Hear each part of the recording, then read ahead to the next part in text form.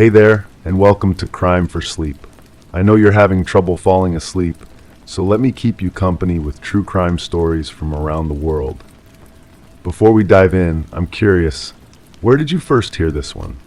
If you enjoy these stories, don't forget to like, comment, and subscribe. Now get comfortable, and let's get into tonight's case. Story 1. I stood rooted by the window, observing the wall across the room where the picture frame should have hung. Its absence was palpable, an empty rectangle marked by a faint outline on the wallpaper. The room was suffocatingly still, only the low hum of the refrigerator punctuating the silence.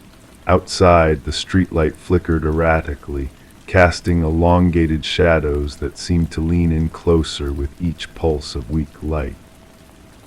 My eyes drifted back to the vacant space on the wall, expecting a change that wouldn't come. Then it appeared a faint smudge, as if someone had tried to erase a fingerprint that didn't belong. The cleaning cloth in my hand had been damp when I first noticed it. That was important, though I couldn't say why. The dampness suggested recent use, but the apartment had been empty for weeks, or so I'd been told. The woman who handed me the keys spoke quickly, her words tumbling over each other like water rushing toward a drain. She mentioned something about the previous tenant leaving suddenly. A family emergency, she said, or was it a job transfer? The details blur now, mixing with the sound of her heels clicking against the hardwood as she hurried away. I keep returning to the photograph. Not the missing one, but the one I found later, tucked behind the radiator in the bedroom. It showed two people standing beside a lake, their faces turned toward each other in conversation. The woman wore a blue dress that caught the light strangely. The man's hands were clasped behind his back, his posture formal, distant. Someone had torn the corner where a third person might have been standing. The jagged edge suggested haste or anger. The neighbors speak in whispers when they think I'm not listening. Through thin walls, their voices carry fragments that piece themselves together in my mind like evidence collecting itself. They mention the sounds that used to come from this unit, furniture being moved in the middle of the night, voices raised in argument, then sudden silence, a door slamming repeatedly as if someone couldn't decide whether to leave or stay. My coffee grows cold as I sit at the kitchen table, studying the rent agreement. The signature at the bottom doesn't match the name printed above it. The loops are different, the pressure inconsistent. I've compared it to other documents I found in the drawer. Utility bills, a library card, a receipt from a hardware store for rope and plastic sheeting. The handwriting changes from document to document, as if different people had been living the same life. The woman downstairs mentioned seeing someone on the fire escape. This was before I moved in, she clarified, her eyes avoiding mine. She described a figure climbing down from this floor in the early morning hours, moving carefully, deliberately. When I asked what the person looked like, she shrugged and said the light was poor. But she remembered the sound of shoes on metal rungs, the way each step seemed measured, practiced. I found the key under the loose floorboard while arranging my furniture.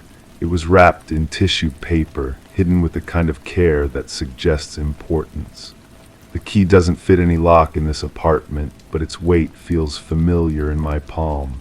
Sometimes I catch myself turning it over and over, the metal warming under my fingers as I wonder what door it was meant to open.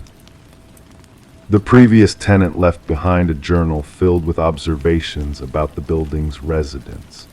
Entry after entry cataloged their routines, their visitors, their habits. The handwriting is neat, methodical. Each observation is dated and timed with precision. The man in apartment 12 leaves for work at exactly the same time each morning. The woman across the hall receives packages she never ordered. The couple on the third floor argues about money every Tuesday evening. But there are gaps in the entries, days when nothing was recorded, as if the observer had suddenly lost interest or been forced to stop. The final entry is different from the others. Instead of observations about neighbors, it contains a single line repeated over and over until it fills the entire page. They know I'm watching. The building superintendent avoids my questions about the previous tenant. When I mention the missing photograph or ask about the journal, his expression closes off like a door slamming shut. He mumbles something about privacy policies and hurries away, his keys jangling against his belt. But I've seen him standing in the courtyard at night, looking up at my windows with an expression I can't quite read. The torn photograph bothers me more than it should. I've tried to imagine who might have been standing in that missing corner, what they might have looked like. The angle of the shadows suggests someone taller than the other two, someone who cast a long shadow across the ground.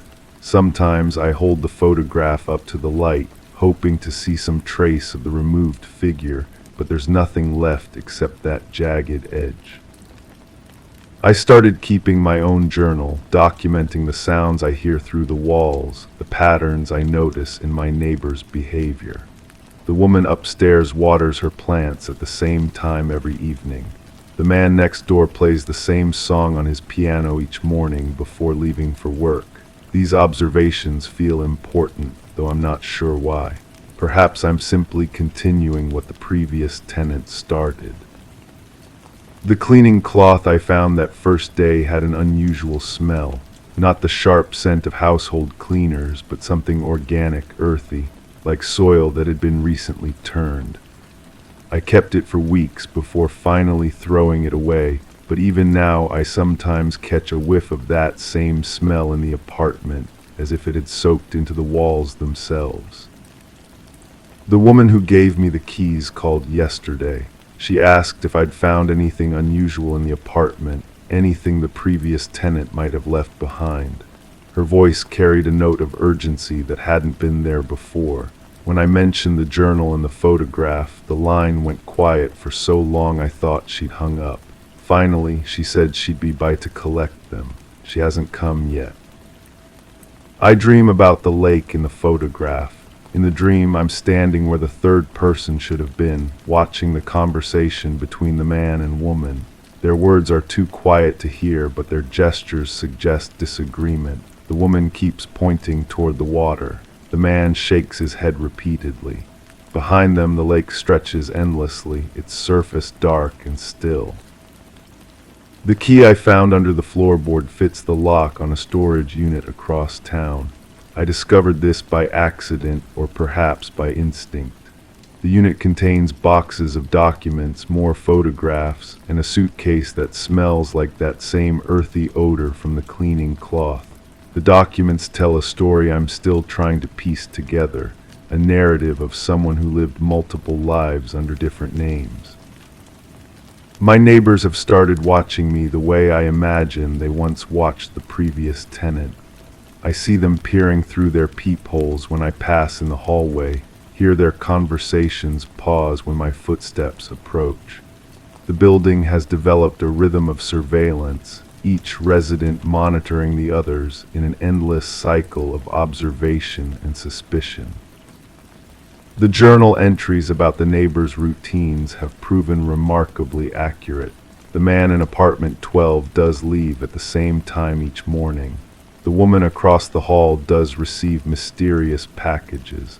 I've begun to wonder if the previous tenant's observations were more than casual curiosity. The precision suggests purpose, as if the information was being gathered for someone else. Late at night, when the building settles into silence, I sometimes hear footsteps on the fire escape. They move with the same careful deliberation the woman downstairs described. I've looked out the window during these moments, but the shadows are too deep to see clearly. The footsteps always pause at my floor before continuing upward toward the roof. The photograph from behind the radiator wasn't the only thing hidden in the apartment. I've found other items tucked away in unlikely places. A bus ticket folded inside a book, a receipt for camping equipment taped under a drawer. Each discovery adds another piece to a puzzle I'm not sure I want to complete. The woman who was supposed to collect the journal and photograph never came. When I called the number she'd given me, a recording said it was no longer in service. The rental office claims to have no record of anyone by her description. I'm beginning to wonder if she was as real as the previous tenant seems to have been. Standing by the window now, I notice the streetlight has stopped flickering. Its steady glow reveals details that were hidden before. The fire escape ladder shows signs of recent use, fresh scratches on the metal where shoes have scraped against it. Below in the courtyard, someone has disturbed the soil around the building's foundation. The earth looks darker there, as if something had been buried and then dug up again. The empty rectangle on the wall where the photograph should hang seems smaller now, or perhaps I've grown accustomed to its absence. But sometimes, in my peripheral vision, I catch a glimpse of something hanging there. When I turn to look directly, there's nothing but that faint outline on the wallpaper and the smudge that might be a fingerprint. I've started leaving my own observations for whoever comes next, tucking them away in the same hiding places where I found the previous tenant's secrets. Future tenants will discover my journal entries, my photographs, my questions without answers. They'll wonder about my sudden departure, just as I've wondered about those who came before. The key under the floorboard has been joined by others. Keys I've found throughout the building, keys that residents have dropped or discarded. Each one represents a door, a boundary, a secret kept or revealed. I keep them all, though I no longer remember which locks they're meant to open. Tonight, as I prepare to leave this place, I can hear someone moving around upstairs. The footsteps are careful, measured, familiar. They pause directly above where I'm sitting, as if the person knows exactly where I am. In the morning, the apartment above will be empty again, its windows dark, its secrets intact. The cleaning cloth I threw away has reappeared on the kitchen counter, damp and smelling of turned earth. Story 2. The weight of silence. It wasn't the first time the garden gate creaked open at odd hours. The latch had a habit of slipping loose, which I assumed explained the constant sway. Most mornings, the dew on the grass glistened undisturbed, except for a single trail leading to the old shed. I glanced at the rusty lock, noticing it didn't quite match the shine of the new padlock key resting on my mantel. The mail arrived precisely at noon, as it always did, with nothing amiss except one envelope that lacked a return address. I placed it with the others unopened. The ground was soft, but I decided not to check for footprints. Instead, I drew the curtains slightly, just enough. It was better this way. The envelope sat on my kitchen table for 3 days before I touched it again. Something about its weight felt wrong, too heavy for ordinary correspondence, too light for anything substantial. When I finally tore it open, a photograph slipped out, landing face down on the worn linoleum. The back bore a single word written in pencil: remember. I knew the handwriting, the same careful loops that once filled birthday cards and grocery lists, the same pressure that left slight indentations on whatever paper lay beneath. My sister had been missing for 8 months now, though the official reports called it a voluntary disappearance. Adults can choose to vanish, they said. No signs of foul play, they concluded. The photograph showed our childhood home, taken from the street. Nothing unusual about it, except for one detail that made my hands shake. In the upstairs window, a figure stood partially obscured by curtains. The image was too grainy to make out features, but the posture was familiar. The way the shoulders slumped slightly forward, the tilt of the head. I had seen that exact stance 1,000 times. I drove to the old neighborhood that afternoon, parking across from the house where we grew up. New owners had painted it yellow, a cheerful color that somehow made it look smaller than I remembered. The upstairs window was empty now, reflecting only sky and passing clouds. But as I sat there, engine ticking as it cooled, I noticed something else. The garden gate hung slightly open, swaying in a breeze I couldn't feel. The current owners were a young couple with twin boys who couldn't have been more than 5 years old. They invited me in when I explained my connection to the house, eager to share stories about the quirks they'd discovered since moving in. The basement door that wouldn't stay closed, the attic floorboards that creaked in a specific pattern, the way certain rooms always felt colder than others. The previous owners left some things behind, the woman mentioned, leading me toward a closet under the stairs. We kept meaning to throw them out, but you know how it is. Inside, I found a cardboard box filled with odds and ends. Old magazines, a broken picture frame, a leather journal with most of its pages missing. At the bottom, wrapped in tissue paper, was a silver bracelet I recognized immediately. My sister had worn it every day since her 16th birthday, claiming it brought her luck. She would never have left it behind voluntarily. The journal contained only a few entries, written in that same familiar handwriting. Most were mundane observations about weather and daily routines, but the final entry was different. The words seemed pressed harder into the paper, as if written with urgency or anger. He knows I know, the shed, the key, everything makes sense now. That night I returned to my own house and stared at the key on my mantel. I had found it in my mailbox weeks earlier, assuming it belonged to a neighbor who had grabbed the wrong slot. But now, holding it in my palm, I felt its weight differently. The metal was warm, as if it had been recently handled. The shed in my backyard had belonged to the previous tenant, an elderly man who had lived alone for decades before passing away. The landlord had given me permission to use it for storage, though I rarely went inside. The lock was old and stubborn, requiring just the right angle to turn. But this key slid in smoothly, clicking open with barely any resistance. Inside, the air smelled of motor oil and damp wood. Garden tools hung on hooks along one wall, their metal surfaces dulled with age. But in the far corner, partially hidden beneath a paint-stained tarp, I found something that didn't belong. A small suitcase, the kind used for weekend trips. The leather was scuffed but not weathered, as if it hadn't been there long. My hands trembled as I lifted the lid. Inside were clothes I recognized, neatly folded and still carrying the faint scent of the lavender soap my sister always used. Beneath the clothes, wrapped in a plastic bag, were documents, bank statements, insurance papers, and a will that had been notarized just days before she disappeared. The will left everything to me, which wasn't unusual since we were each other's only family. But there was something else, a sealed letter with my name written across the front. Inside, my sister's handwriting filled 2 pages with words that made my stomach clench.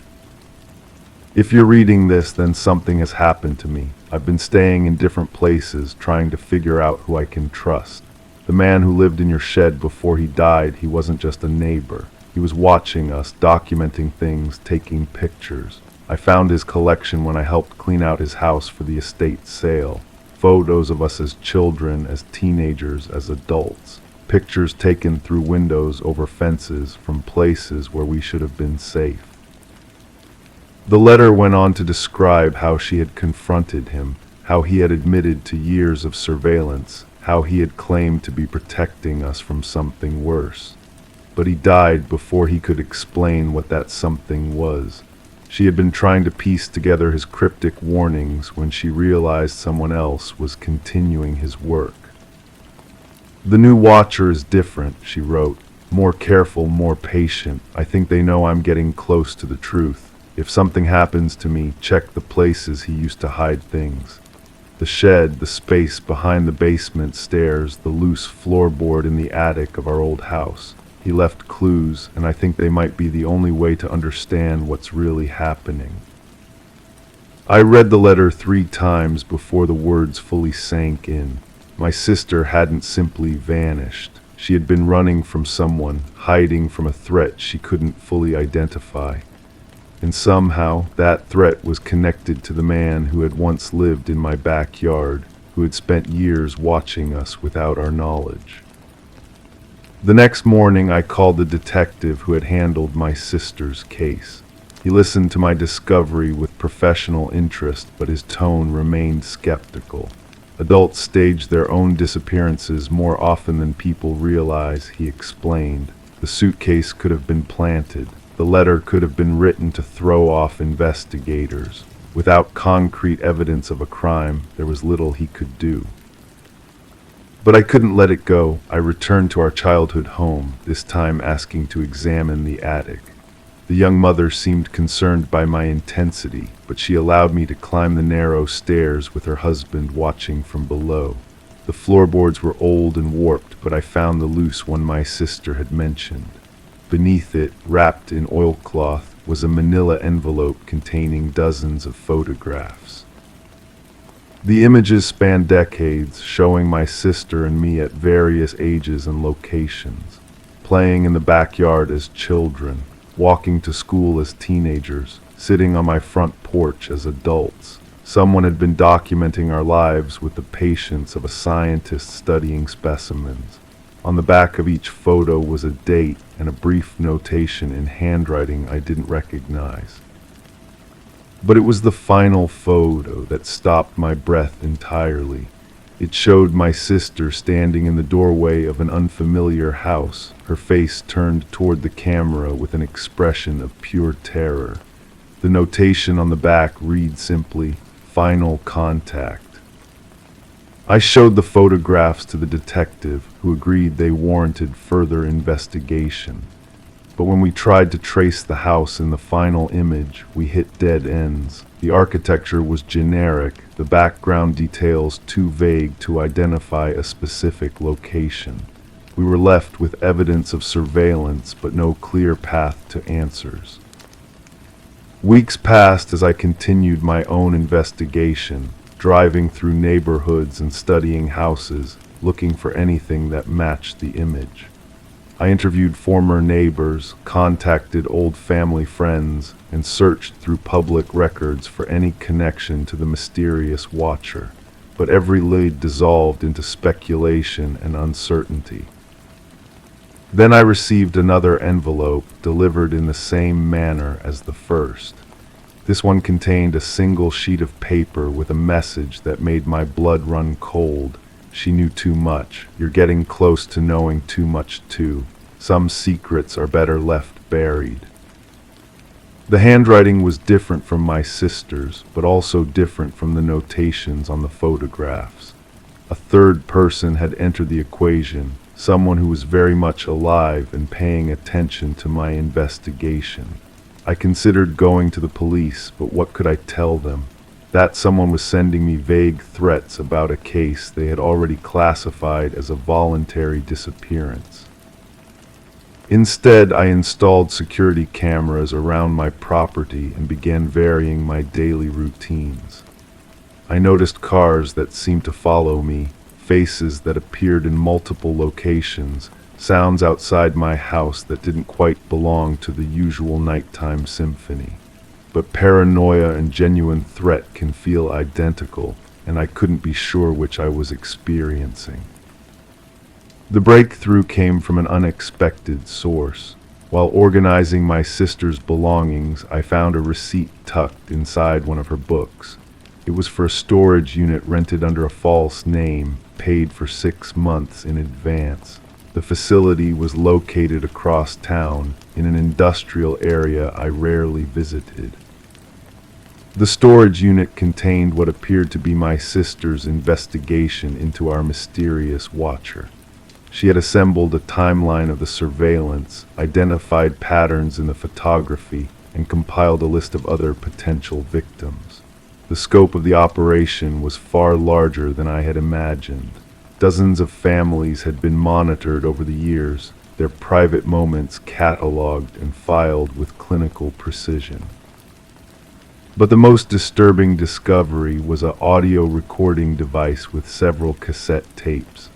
My sister's voice filled the small storage space as I played the first tape, describing her growing fear and her attempts to understand the surveillance network. The final recording was different, capturing what sounded like a confrontation. "You can't keep doing this to people," my sister's voice said, strained with emotion. A man's voice responded, calm and measured. "You don't understand the bigger picture. We're protecting you, all of you. There are things in this world that would destroy you if you knew the truth." "What truth? What are you protecting us from?" "Ourselves, our own curiosity. Some knowledge is too dangerous to possess." The recording ended abruptly, leaving me with more questions than answers. Who was the man? What knowledge was he referring to?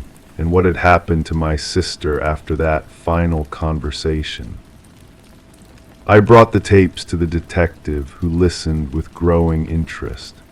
The voice analysis suggested the man was older, educated, possibly from the local area, but without additional evidence, we couldn't identify him or determine his current whereabouts.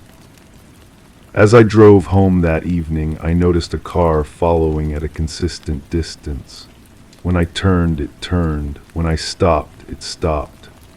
But when I tried to get a better look at the driver, the vehicle disappeared down a side street, leaving me questioning whether I had imagined the entire encounter.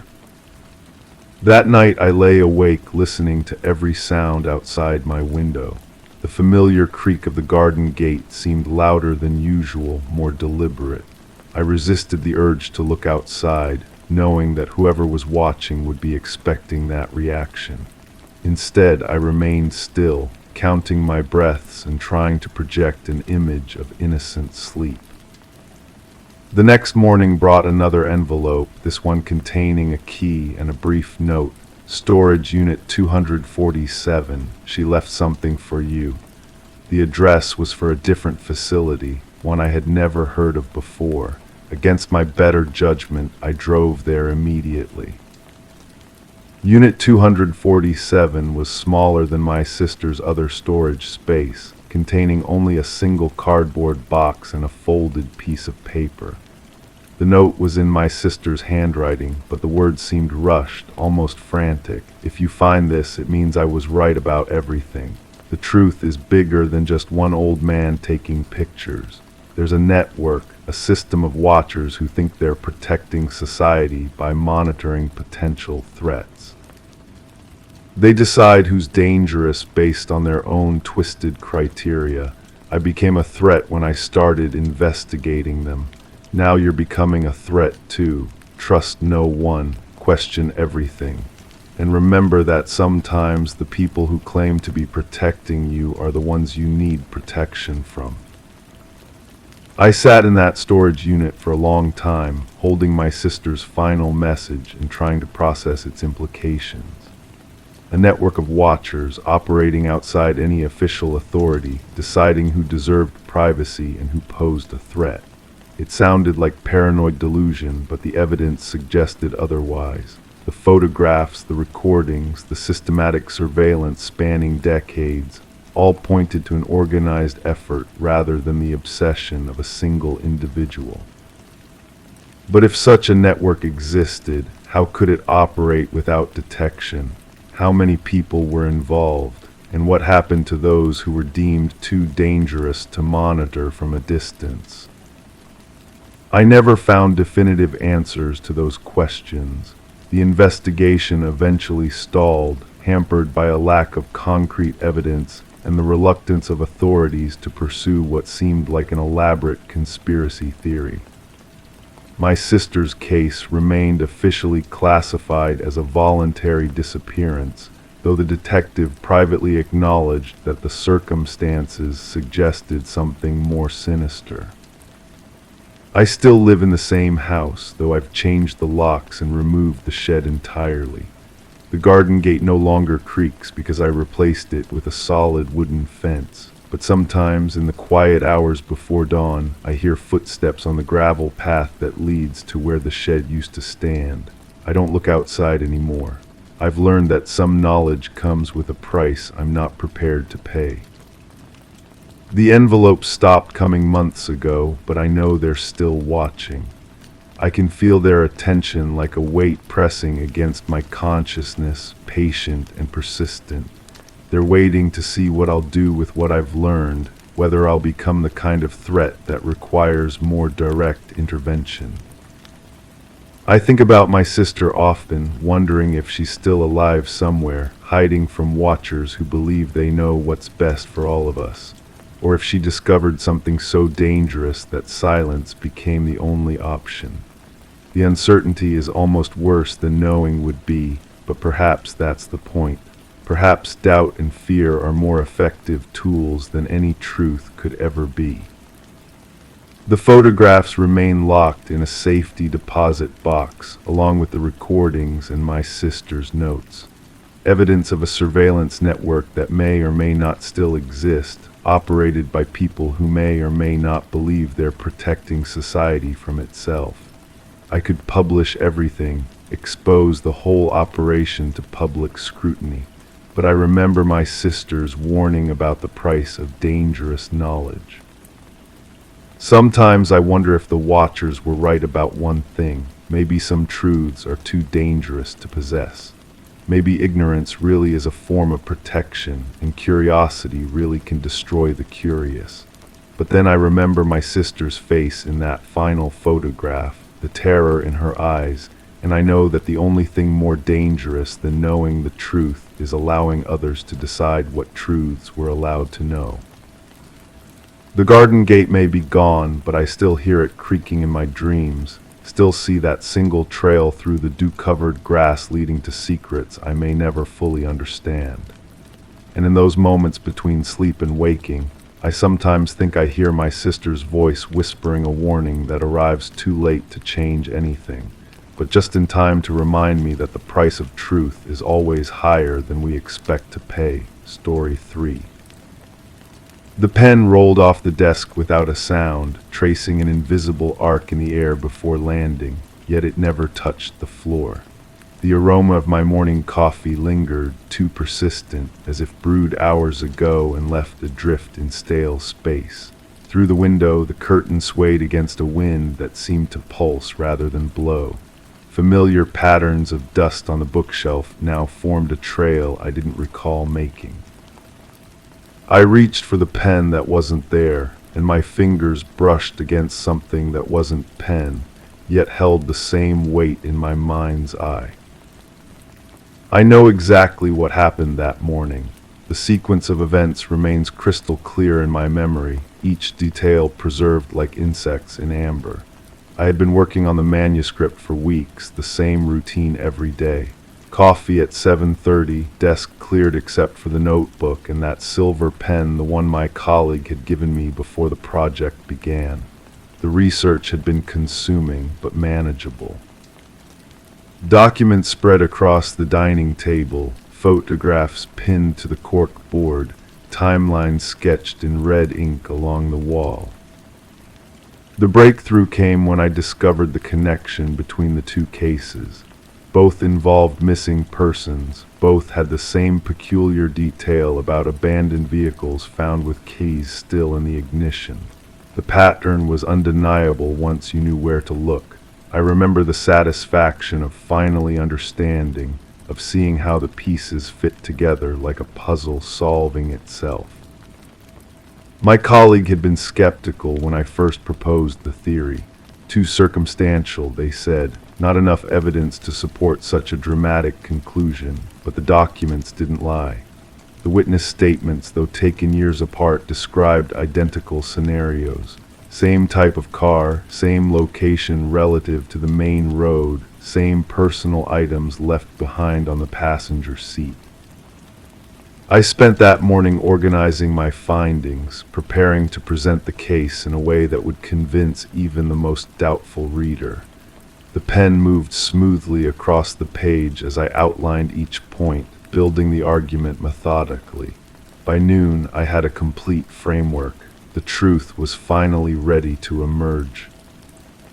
But something nagged at the edges of my consciousness, like a word balanced on the tip of my tongue. The coffee cup felt heavier than usual when I lifted it to my lips. The liquid had grown cold, though I remembered pouring it just minutes before. Steam should have been rising from the surface, but the air above the cup remained still and clear. When I looked up from my notes, the room seemed different somehow. Not rearranged exactly, but shifted in ways I couldn't quite identify. The afternoon light fell at an angle that didn't match the time on the clock. The shadows stretched too long, too dark, as if cast by objects that weren't there. I found myself staring at the cork board, trying to remember which photographs I had pinned there. The faces looked familiar but wrong, like actors playing roles I'd seen them perform before. Their expressions seemed to shift when I wasn't looking directly at them, smiling in my peripheral vision but serious when I turned my head. The notebook lay open on the desk, but the handwriting didn't look like mine.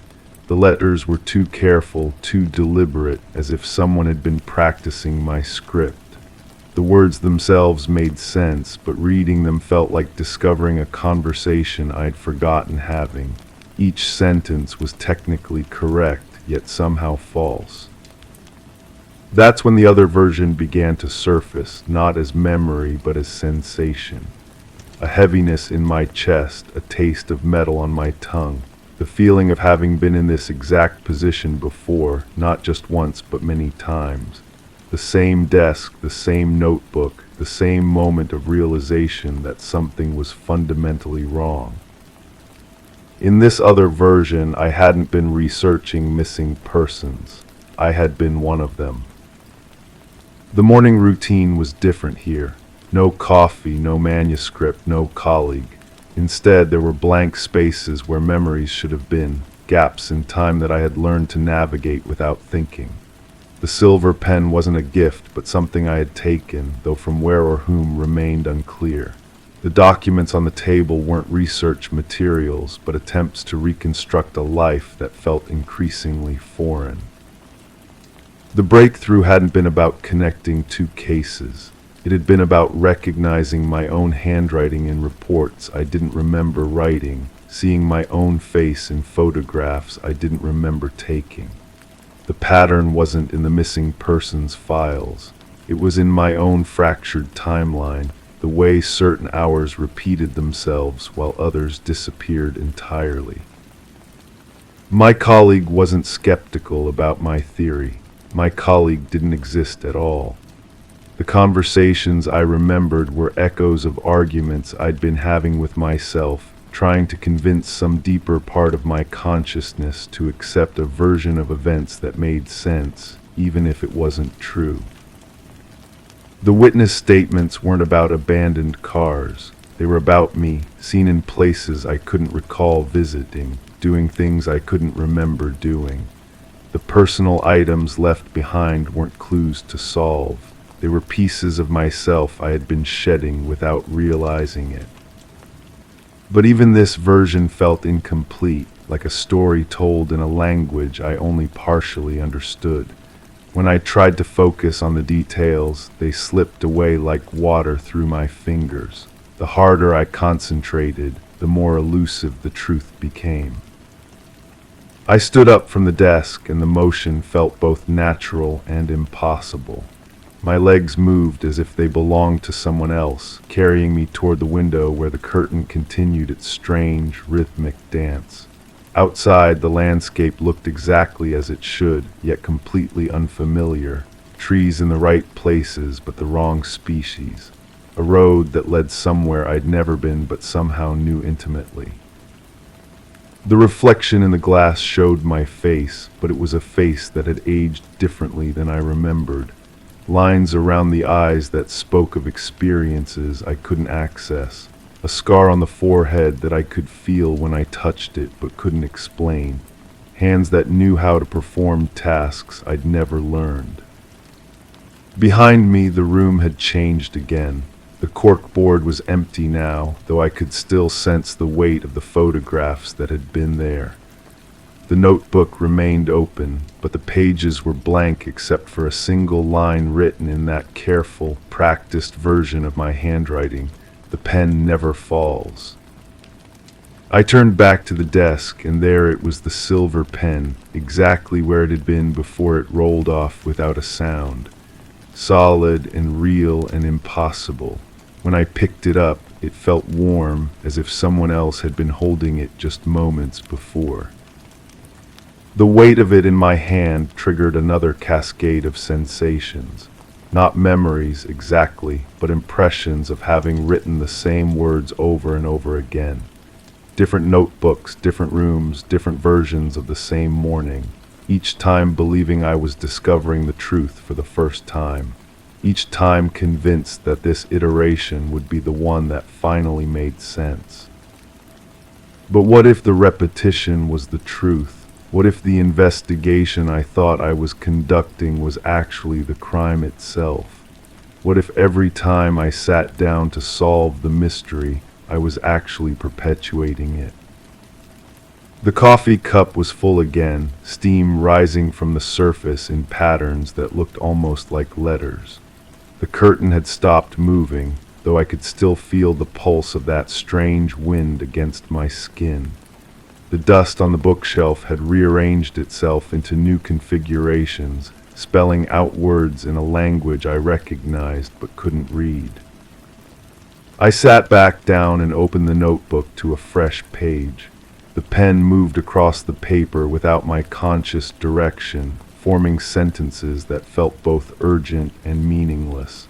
I was writing about missing persons again, but this time I understood that I was both the investigator and the subject, both the one who disappears and the one who searches. The phone rang, though I couldn't remember having a phone in the room.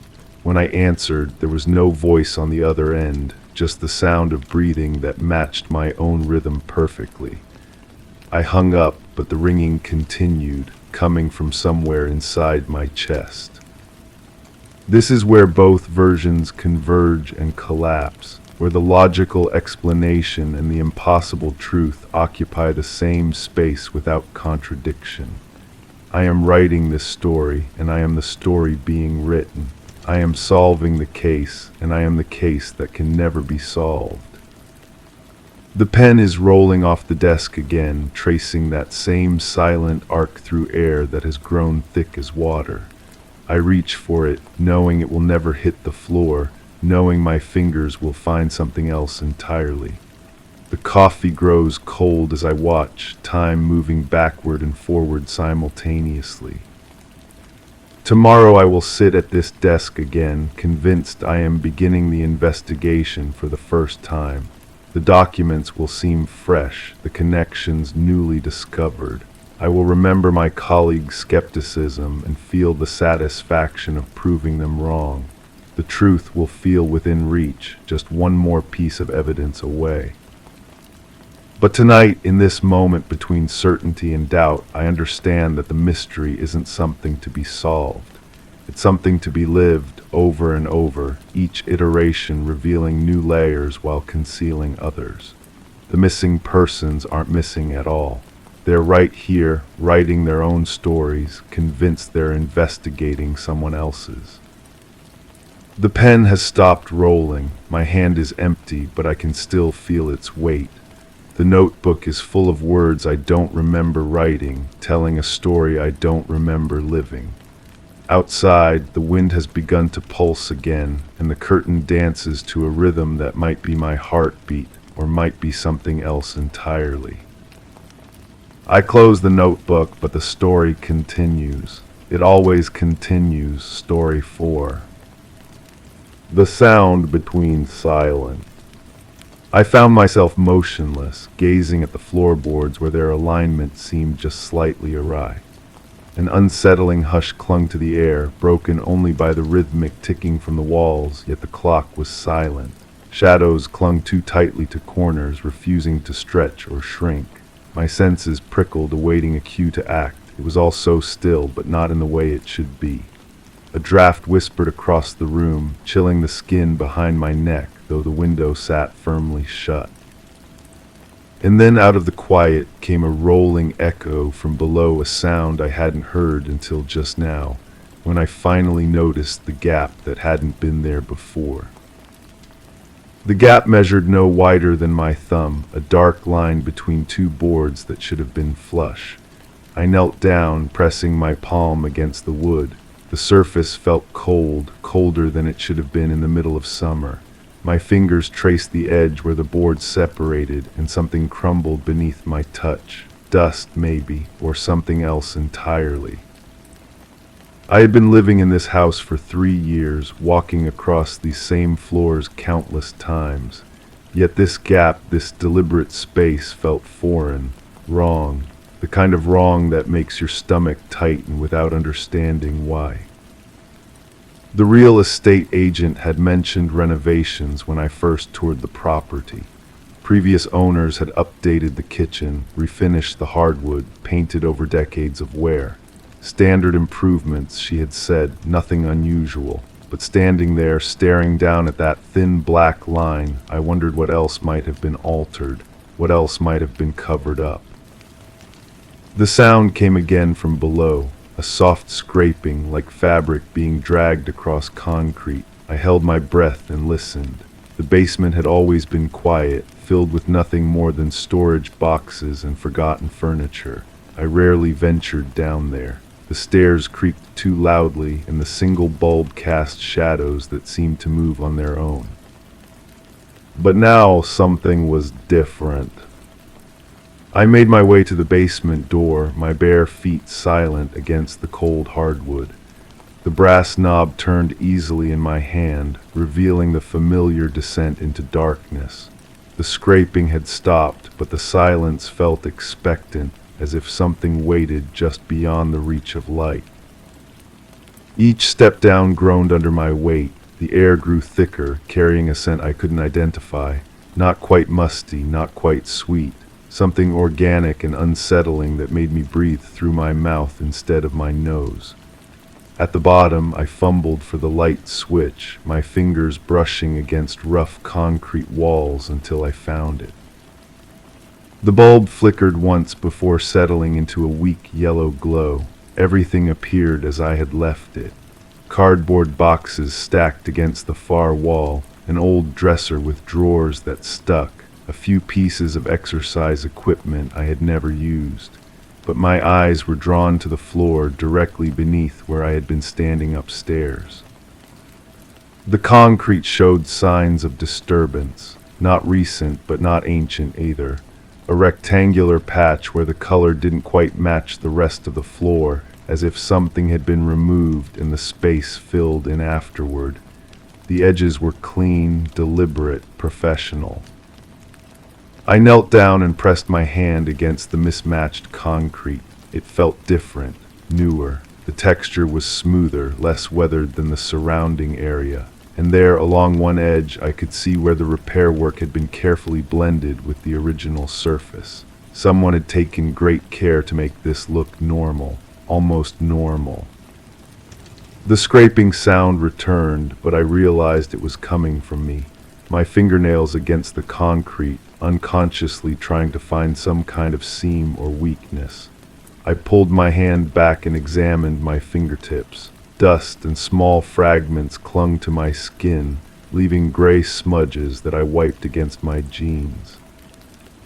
I stood up and looked around the basement with new eyes. What had I missed in all my previous trips down here? What details had I dismissed as unimportant? The boxes against the wall belonged to the previous owners, left behind when they moved out quickly, according to the agent. I had never bothered to open them, assuming they contained nothing of value. Now I wondered if that assumption had been naive. The first box I opened contained old photographs, family gatherings, birthdays, ordinary moments captured on glossy paper.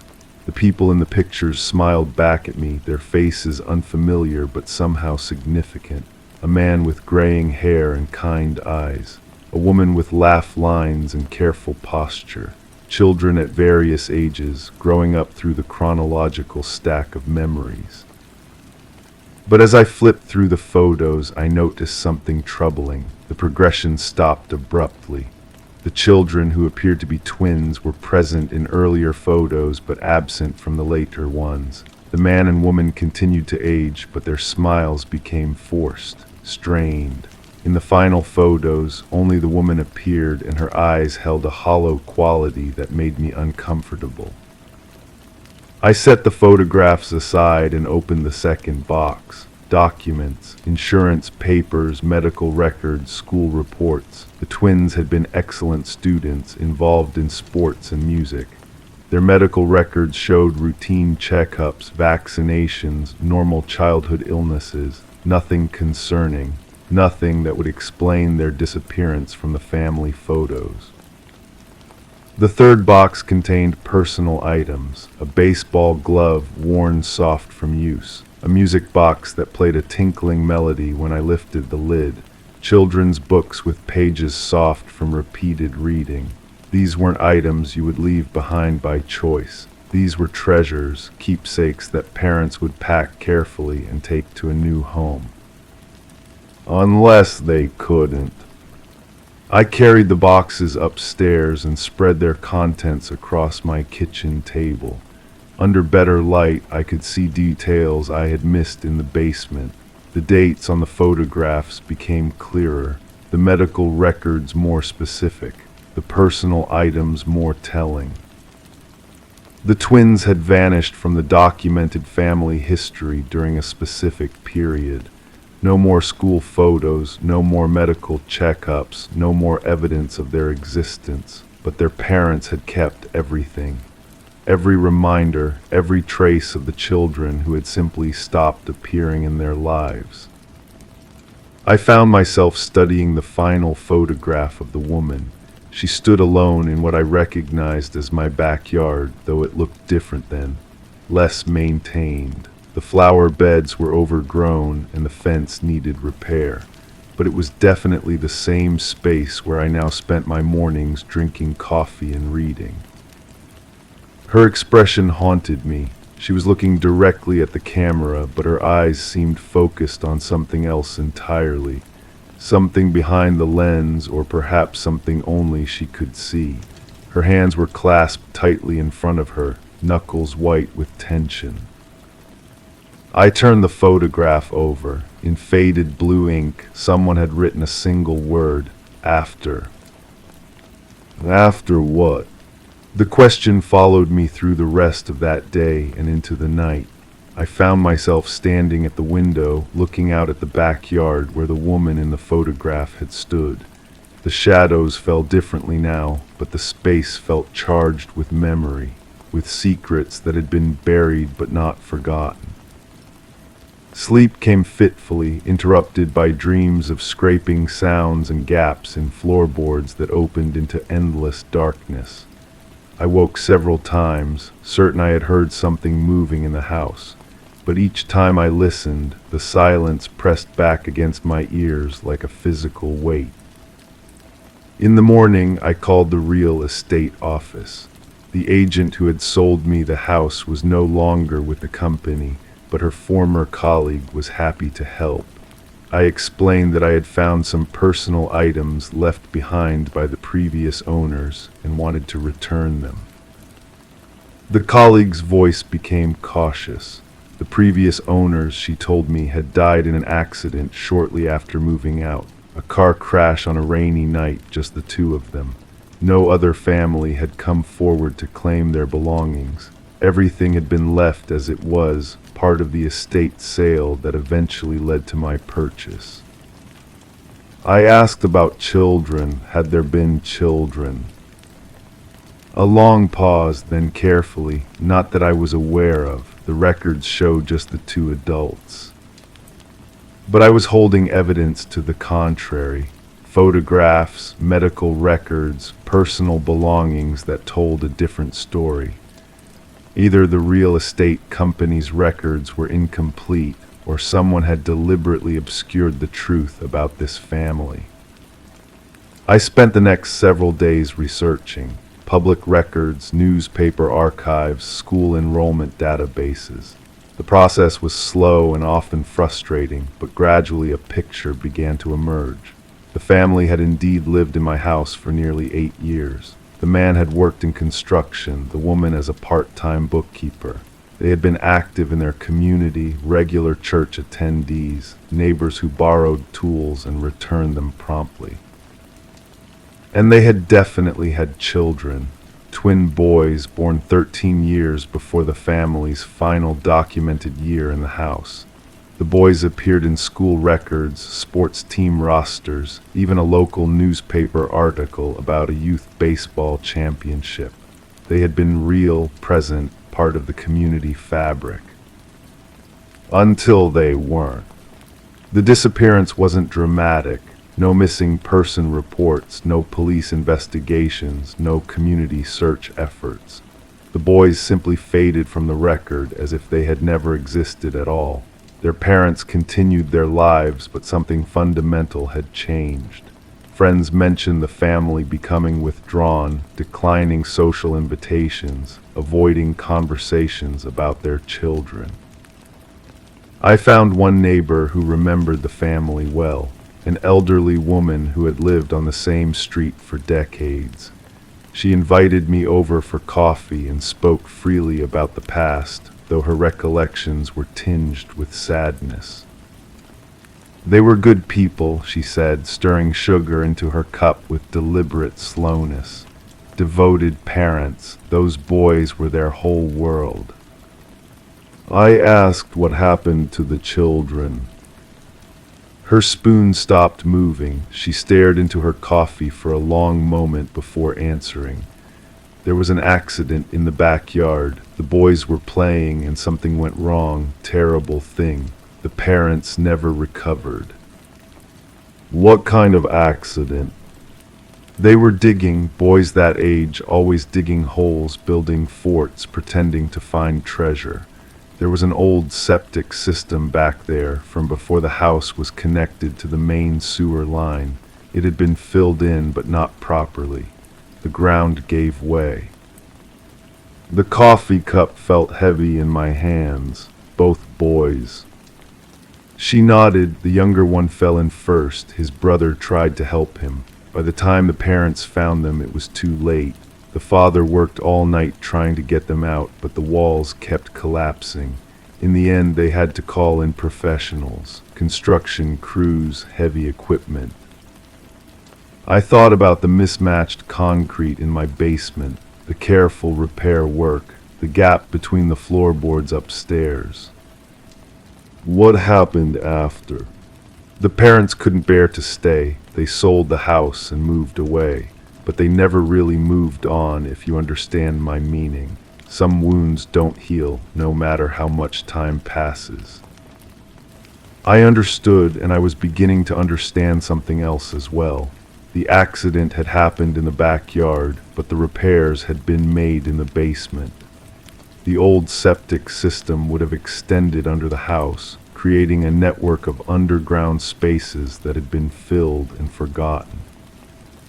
That night I returned to the basement with a flashlight and a small hammer. I knelt beside the mismatched concrete and tapped gently along the edges. The sound was different in some places, more hollow. The concrete was thinner there, covering something beneath. I wasn't sure what I expected to find, or even what I was looking for, but the need to know had become overwhelming. The photographs upstairs, the gap in the floorboards, the hollow sound echoing through the house, everything pointed toward this moment, this choice between ignorance and truth. The concrete cracked on the third strike. Not a large crack, just a hairline fracture that allowed air to escape from whatever space lay beneath. The smell that emerged was faint but unmistakable. Old earth, stagnant water, and something else that made me step back involuntarily. I sat on the basement stairs for a long time, staring at that small crack in the floor. The smart thing would be to stop here, to fill the crack with caulk, replace the floorboard upstairs, and pretend I had never found the photographs or learned about the family who had lived here before me. But I knew I wouldn't be able to let it go. The truth had a weight of its own, pressing down from above and pulling up from below. The house held secrets that demanded acknowledgement, even if that acknowledgement brought pain. I called the authorities the next morning, not the police, not yet, but the county coroner's office. I explained that I had reason to believe there might be human remains on my property related to an old accident. The person I spoke with was professional but cautious. They would need more information before sending anyone out. I told them about the family, the accident, the evidence I had found. The photographs and documents, the neighbor's account, the suspicious concrete work in my basement. It sounded thin when I laid it out like that, circumstantial and possibly meaningless. But they agreed to send someone to take a look. The investigator who arrived was younger than I had expected, with careful eyes and gentle hands. She examined the photographs, read through the documents, listened to my account of the neighbor's story. Then she followed me down to the basement and knelt beside the cracked concrete. "This could be anything," she said, but her voice lacked conviction. "Old plumbing, structural work, routine repairs." She took photographs of the area, made notes in a small notebook, collected samples of the concrete fragments. Professional thoroughness, but I could see the doubt in her expression. Without more evidence, this would likely go nowhere. 2 weeks passed before I heard back from her office. The concrete samples were consistent with work done during the time frame I had described. The materials and techniques matched what would have been used for emergency repairs to a collapsed septic system. But that didn't prove anything beyond what we already knew. The case, such as it was, stalled there. The authorities couldn't justify a full excavation based on the evidence I had provided. The cost and disruption would be significant, and the likelihood of finding anything definitive was small. The family was gone, the neighbors had moved on, and the official record showed no crime had been committed. But I couldn't move on.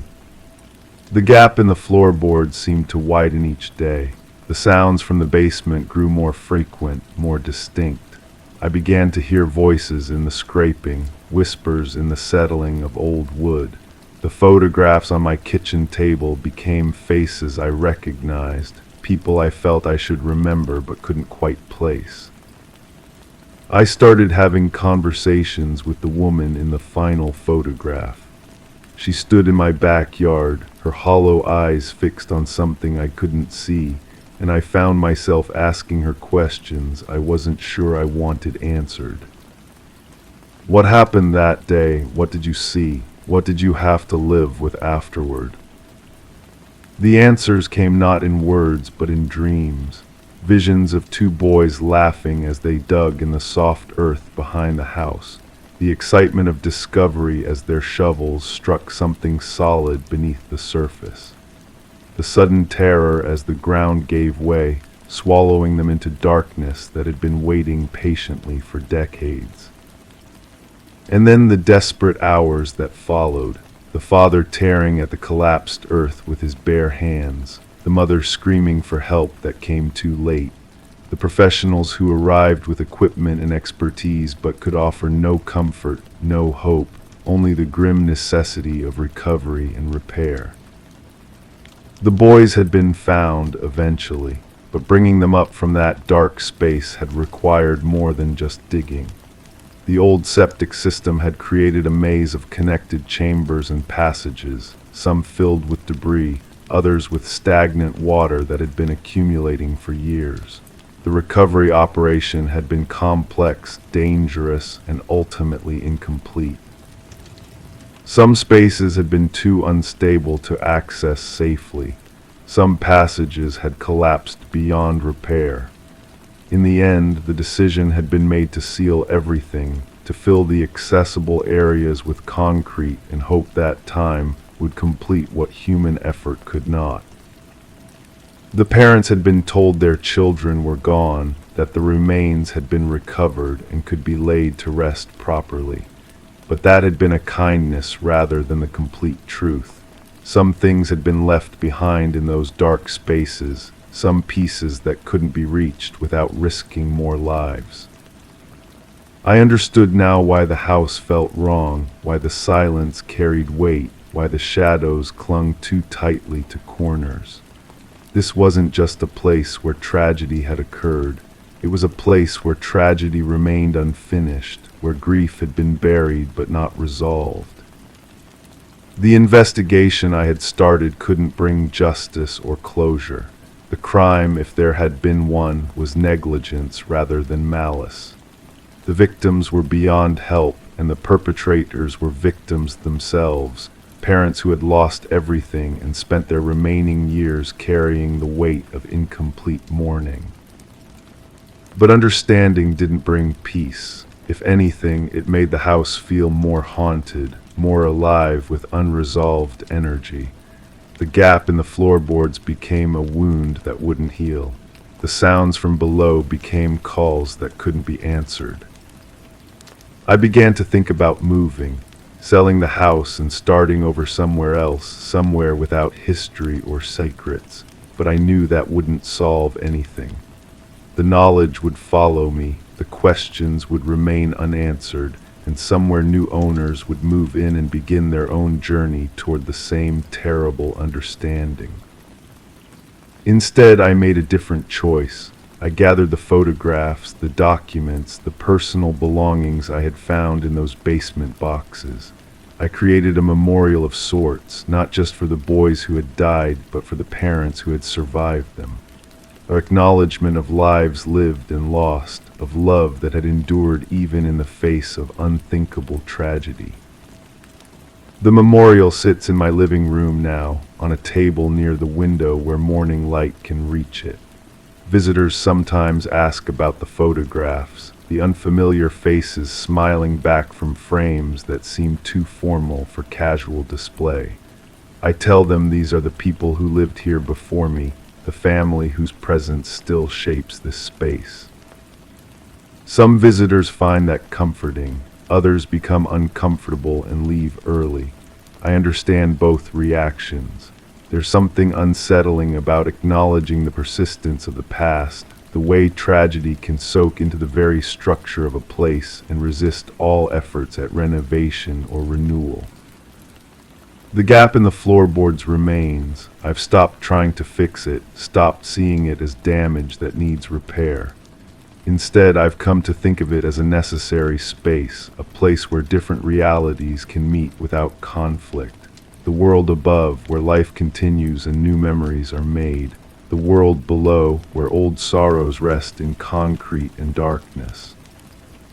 Sometimes, late at night when the house settles into its deepest quiet, I think I can hear something moving in that space between worlds. Not the scraping that first drew my attention, but something gentler. The sound of small hands working in soft earth, the whisper of voices planning adventures that will never end in tragedy. I choose to find comfort in those sounds. They remind me that some stories don't have endings, only pauses. Some mysteries resist solution not because the truth is hidden, but because the truth is too large and complex to be contained by simple answers. The house keeps its secrets, and I keep the house. We've reached an understanding, the three of us, the living, the dead, and the spaces in between where memory and reality blur into something that might be called peace.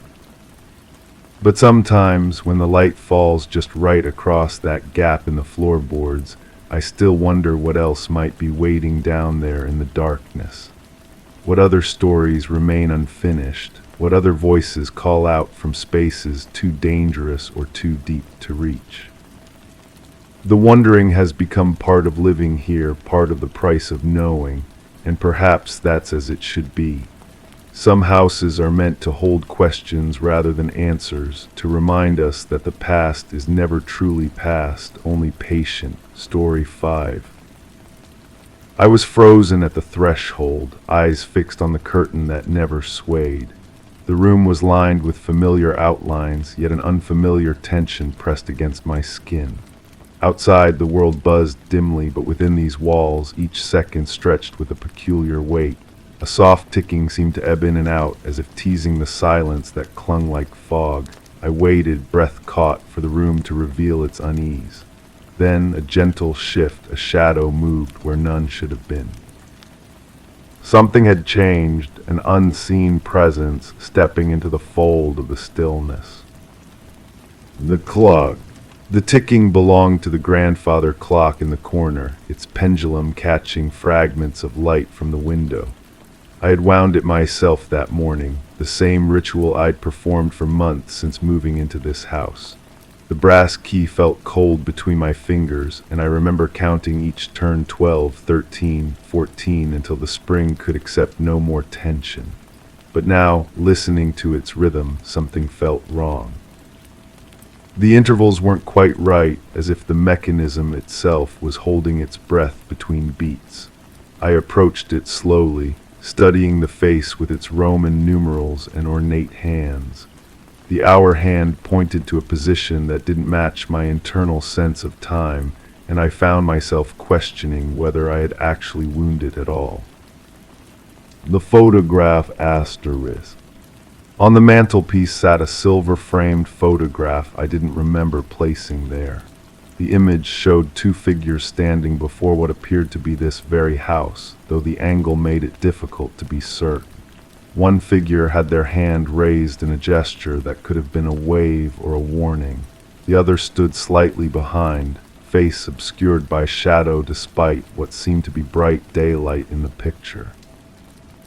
I picked up the frame, feeling its surprising weight, and noticed that the glass was perfectly clean except for a single fingerprint in the lower right corner. The print was too small to be mine, and as I held the photograph closer, I realized I couldn't determine when it might have been taken. The clothing seemed timeless, the house identical to how it appeared now, yet something about the quality of light suggested a different season entirely. The carpet asterisk. Beneath my feet, the Persian rug displayed an intricate pattern of deep blues and burgundies, its threads worn smooth in places where countless footsteps had traced familiar paths. I had chosen this rug carefully from an estate sale, drawn to its craftsmanship and the way it seemed to anchor the room's scattered furniture into a cohesive whole. But now, examining it more closely, I noticed areas of where that didn't correspond to my own movements through the space. A path led from the window to the bookshelf, though I rarely walked that route. Another worn strip extended from the doorway to a spot near the far wall where nothing of interest stood. The pattern itself seemed to shift as I stared, the geometric designs creating optical illusions that made me dizzy. I knelt down and ran my fingers along one particularly worn section, feeling the fibers compress under my touch in a way that suggested recent, repeated pressure. The books. The bookshelf held my collection of mystery novels and psychological studies, volumes I had accumulated over years of trying to understand the complexities of human behavior. I knew the arrangement by heart, or thought I did. The books were organized by author, then by publication date, a system that had taken me considerable time to establish. But several volumes were out of place now, as if someone had removed them for reading and returned them carelessly. A particular book about memory and perception sat spine out at eye level, though I was certain I had shelved it much lower. When I pulled it from its place, a piece of paper fluttered to the floor. The paper was blank except for a small sketch in pencil, a floor plan that looked remarkably like the layout of this house, but with rooms marked that didn't exist and doorways drawn where solid walls stood. The window. Through the glass, the view showed the garden I had been cultivating since spring. The roses were blooming ahead of schedule, their red petals almost too vivid against the green backdrop of carefully trimmed hedges. But the perspective seemed wrong somehow, as if I were looking at the scene from a different angle than usual. The garden gate, which I always kept latched, stood slightly ajar. Beyond it, the path that should have led to the street curved in a direction I didn't remember, disappearing behind a cluster of trees that seemed fuller and more mature than they had appeared yesterday. I pressed my palm against the cool glass and noticed that my handprint overlapped with another, fainter mark someone else's hand, slightly smaller than mine, with fingers that had spread in what looked like an urgent gesture against the pain. The mirror. Above the mantelpiece hung an antique mirror with an ornate silver frame, its surface showing the room behind me in reverse. I had positioned it there to create an illusion of greater space, but now it served as a window into a version of reality that felt subtly distorted. The reflection showed the same furniture, the same walls, but the shadows fell differently, and the light seemed to come from sources that didn't exist in the actual room. As I watched, movement in the mirror caught my attention, a figure passing quickly behind my reflected self. I spun around, but the room was empty. When I looked back at the mirror, my own reflection stared back with an expression I didn't remember making, eyes wider than they should have been, mouth slightly open as if caught mid-word. The reflection seemed to linger a moment longer than it should have before matching my movements again. The floorboard. The hardwood floor beneath the rug creaked in predictable places, settling sounds I had grown accustomed to during my months in the house. But now I heard creaking from areas where no one was walking, as if invisible footsteps were tracing patterns throughout the room. I lifted the edge of the rug and examined the boards underneath, noting scratches and scuff marks that seemed too numerous for a single occupant. Some of the scratches formed almost deliberate patterns, like messages carved into the wood by someone who wanted to leave a permanent record of their presence. One board was slightly raised, as if it had been pried up and imperfectly replaced. When I pressed down on it, it gave way with a soft groan, revealing a gap just wide enough for something to be hidden beneath. The air. The atmosphere in the room carried scents that shouldn't have been there: lavender, though I kept no such plants or sachets, and something else, fainter but more disturbing. It was the smell of rain on warm pavement, though no rain had fallen for days, mixed with a metallic undertone that reminded me of old coins or blood left too long in sunlight. The air moved in subtle currents that didn't correspond to any open windows or vents, creating drafts that raised goosebumps on my arms despite the room's warmth.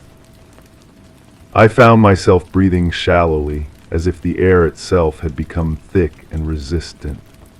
Each breath seemed to carry not just oxygen, but information, whispers of presence, traces of emotion, the lingering essence of someone who had stood in this exact spot and felt something intense enough to leave an impression on the very molecules around them. The shadow. Light entered the room through multiple sources, creating a complex map of illumination and darkness across the walls and furniture. But the shadows didn't behave as they should. They stretched in directions that defied the position of the sun, and they moved independently of any objects that should have been casting them. One shadow in particular drew my attention, a human silhouette that appeared on the wall near the bookshelf, though I stood nowhere near that position. The shadow gestured, pointing toward the corner where the clock ticked its irregular rhythm. As I moved closer to investigate, the shadow shifted, always staying just outside my direct line of sight, like a peripheral vision that refused to resolve into clarity. I began to suspect that the shadows were not being cast by objects in the room at all, but were instead impressions left by previous occupants, ghostly recordings of moments that had occurred in this space before my arrival. The silence asterisk. Between the clock's ticks, between the settling of floorboards, between my own careful breaths, stretched periods of absolute quiet that felt unnatural. The silence was not empty but full, pregnant with unspoken words and suppressed sounds. It pressed against my eardrums like water at depth, making me aware of my own heartbeat and the rush of blood through my veins. In these silent moments, I could almost hear other sounds, whispered conversations, footsteps on stairs that didn't exist, the soft closing of doors in distant rooms. The silence seemed to be listening, waiting for me to make a sound that would break its spell and release whatever it was holding back. I found myself moving more carefully, breathing more quietly, as if any noise I made might disturb something that was better left undisturbed. The temperature asterisk.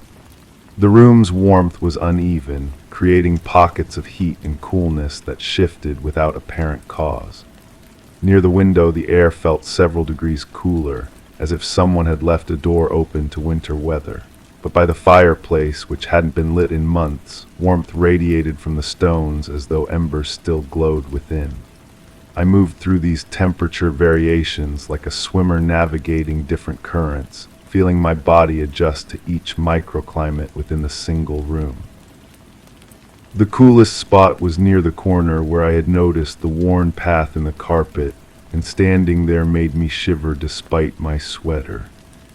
It was the kind of cold that seemed to come from inside rather than outside, a chill that suggested absence, the lack of something that should have been present but was missing. The dust. Particles of dust danced in the afternoon light streaming through the window, their movements revealing air currents invisible to the naked eye. But the dust patterns were wrong. Areas that should have accumulated dust over time were pristine, while surfaces I cleaned regularly showed layers of fine particles that seemed to have appeared overnight. The dust itself looked different, not the gray household dust I was accustomed to, but something finer and more golden, as if it had been imported from somewhere else entirely. When I ran my finger along the mantelpiece, the dust clung to my skin with unusual persistence, and I could taste it in the air, metallic and slightly sweet. Some surfaces showed patterns in the dust, as if fingers had traced words or symbols before I arrived to witness them. The curtain. The heavy fabric that framed the window hung motionless, its deep green material absorbing light rather than reflecting it. I had chosen these curtains for their ability to block unwanted illumination, but now they seemed to be blocking more than light. They absorbed sound, movement, even attention itself. The curtain's stillness was absolute, unnatural in a room where air moved and settled constantly. When I reached out to touch the fabric, it felt warmer than it should have, as if heated from within. The texture was wrong, too smoother than I remembered, almost silky, though I distinctly recalled purchasing rough-woven cotton. Behind the curtain, pressed against the window, I could see the outline of something that might have been a hand, though when I pulled the fabric aside, nothing was there but glass and the view of the garden beyond. The corner asterisk. In the far corner of the room, where two walls met at an angle that seemed slightly less than 90 degrees, shadows gathered with unusual density. This corner drew my attention repeatedly, though nothing of significance was positioned there, just empty space and the convergence of baseboards. The corner felt occupied despite its emptiness, as if someone stood there regularly, watching the room's activities from that vantage point. The walls themselves seemed to curve inward slightly at that spot, creating an optical illusion that made the corner appear both closer and farther away than it should have been. When I stared directly at it, the space looked normal, but in my peripheral vision, I could swear I saw movement, a figure that belonged in that corner, that had claimed it as their own territory within my home. The door frame. The threshold where I had first paused showed signs of wear that told stories I couldn't quite decipher. The wood was smooth from countless hands that had gripped it for support or hesitation, and small dents and scratches marked places where objects had struck it during hurried passages. but some of the marks were too high or too low to have been made by normal use, suggesting visitors of unusual stature or objects carried at odd angles. The door frame itself seemed to lean slightly, as if the house had settled unevenly, creating a portal that was no longer quite rectangular. Standing in the doorway again, I felt the same sensation that had frozen me initially, the sense that crossing this threshold meant entering a space that operated by different rules, where the familiar became strange and the reliable became questionable. The final detail. As evening approached, the light in the room shifted to a golden amber that transformed every surface into something precious and mysterious. In this light, I noticed one last detail that had escaped my attention throughout the afternoon: a small mark on the wall near the door, at exactly the height of my shoulder. It was barely visible, just a slight discoloration in the paint, but as I examined it more closely, I realized it was the impression of a hand, pressed against the wall with enough force or frequency to leave a permanent trace.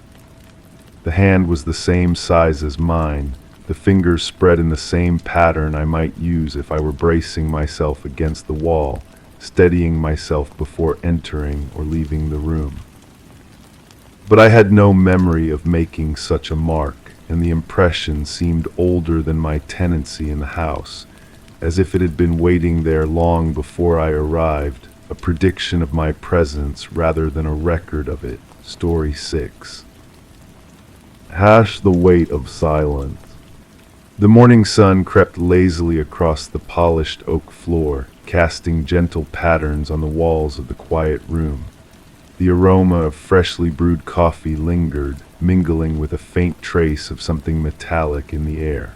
A porcelain figurine lay toppled on its side, its cheerful gaze now directed towards the small, half-opened closet. A cool draft whispered through the narrow gap, unsettlingly chilly for such a bright day. As the wind brushed past, the silence seemed to thicken, hinting at secrets hidden just beyond sight. I stood in the doorway, my fingers gripping the frame until my knuckles turned white. This was supposed to be a routine visit, just checking on an elderly neighbor who hadn't been seen in several days. The spare key felt heavy in my palm, still warm from my nervous grip. Everything appeared normal at first glance, yet something fundamental felt wrong, like a photograph that's been slightly tilted. The coffee cup on the kitchen counter was still half full, a thin film floating on its surface. Steam no longer rose from the dark liquid, but it couldn't have been sitting there for more than a few hours. The morning newspaper lay folded beside it, creased as if someone had been reading the obituaries. A pair of reading glasses rested on top, one lens catching the light in a way that made me squint. I called out, my voice echoing strangely in the small space. No response came, only the subtle creaking of old wood settling and the distant hum of the refrigerator. The silence felt deliberate, as if the house itself was holding its breath. I noticed how my own breathing had become shallow, matching the oppressive quiet that seemed to press against my eardrums. Moving deeper into the living room, I saw that same toppled figurine, a small shepherd girl with rosy cheeks and a basket of flowers. She had always sat proudly on the mantelpiece, positioned just so to catch the afternoon light. Now she lay on her side, her painted smile somehow more unsettling in this new angle. The spot where she'd stood showed a clean circle in the dust, evidence of her recent displacement. The closet door drew my attention like a magnet. It hung open just enough to reveal darkness beyond, and that persistent draft continued to flow from within. The metal taste in the air seemed stronger near the opening, mixing with the scent of mothballs and old wool. I reached for the handle, my fingers trembling slightly as they made contact with the cold brass. Inside, coats hung in perfect rows, their shoulders touching like old friends sharing secrets. but pushed to the very back, behind a heavy winter coat that smelled of lavender and thyme, I found something that made my stomach clench. A small wooden box, no larger than a jewelry case, sat on the floor. Its lid was carved with intricate patterns, beautiful in its craftsmanship, yet somehow menacing in this hidden location. I lifted it carefully, surprised by its weight. The wood felt smooth beneath my fingertips, polished by years of handling. When I opened it, the hinges creaked softly, revealing a collection of items that made no immediate sense together. A child's bracelet with tiny bells that jingled softly when disturbed. A folded piece of paper, yellowed with age. A small key that looked like it might fit a diary or a music box. The paper felt fragile as I unfolded it, threatening to tear along the worn creases. The handwriting was careful and precise, written in blue ink that had faded to purple in places. It appeared to be a list of names, each followed by a date and a brief notation. The dates spanned decades, reaching back to when I was just a child myself. The notations were cryptic, single words like resolved, relocated, or sometimes just a question mark. My hands began to shake as I recognized some of the names. These weren't random strangers, they were people from our neighborhood, people who had lived here and then simply disappeared from our quiet community. Some had moved away, or so we'd been told. Others had died, their passings marked by brief obituaries in the local paper. But seeing them all listed together like this, in such clinical fashion, made my skin crawl. The child's bracelet caught my eye again, its tiny bells creating a melody that seemed hauntingly familiar. I could almost remember hearing it before, perhaps during one of those lazy summer afternoons when children played in the street and parents watched from their porches. The sound triggered something deep in my memory, a fragment of a day when someone had been looking for a lost child, calling out desperately as the sun began to set. I closed the box and held it against my chest, feeling my heart hammering against my ribs. The house suddenly felt smaller, more confining, as if the walls were slowly moving inward. The morning light that had seemed so gentle now appeared harsh and exposing, revealing dust motes that danced like tiny witnesses to whatever had transpired here. Walking back to the kitchen, I set the box on the counter next to that abandoned coffee cup. The newspaper's headline caught my attention, something about a cold case being reopened, an investigation that had gone dormant for years suddenly showing new signs of life. The coincidence felt too deliberate to ignore, as if someone had wanted me to see this particular story on this particular day. I opened the paper and read about a detective who had spent his career investigating disappearances in quiet suburban neighborhoods. The article mentioned how these cases often went cold because there were no obvious signs of violence, no dramatic evidence to pursue. People simply vanished from their normal lives, leaving behind only questions and the gradual fading of memory. The phone rang suddenly, its shrill tone cutting through the silence like a blade. I jumped, nearly knocking over the coffee cup, and stared at the old rotary phone mounted on the kitchen wall. It rang again, insistent and somehow accusatory. I approached it slowly, my hand hovering over the receiver before finally lifting it to my ear. The voice on the other end was elderly, trembling with either fear or excitement. The caller claimed to be a former neighbor, someone who had moved away years ago but still kept in touch with a few people from the old street. They had heard that I was checking on the house and wanted to warn me about what I might find there. According to this voice, the previous occupant had been known for taking in strays, both human and animal. People down on their luck, children with nowhere to go, elderly folks who had been forgotten by their families. The house had been a refuge of sorts, a place where the lost could find temporary shelter. But the caller's voice carried an undertone of something darker, a suggestion that not everyone who found refuge there had eventually moved on to better circumstances. The conversation left me feeling more unsettled than before. I hung up the phone and looked around the kitchen with new eyes, noticing details that had escaped my attention earlier. The refrigerator was larger than necessary for one person, and when I opened it, I found it stocked with an unusual variety of foods. Children's snacks sat next to denture cream, suggesting a household that catered to occupants of vastly different ages. In the pantry, I discovered shelves lined with medications, each bottle labeled with a different name. Some were common prescriptions for elderly ailments, others were treatments for conditions I didn't recognize. The dates on the bottles spanned several years, but none of the names matched the person I had come to check on. It was as if this house had served as an informal pharmacy for people who couldn't or wouldn't seek traditional medical care. The basement door stood slightly ajar, and from below came the faint sound of water dripping. I descended the wooden steps slowly, each one groaning under my weight in a way that seemed to announce my presence to anyone who might be listening.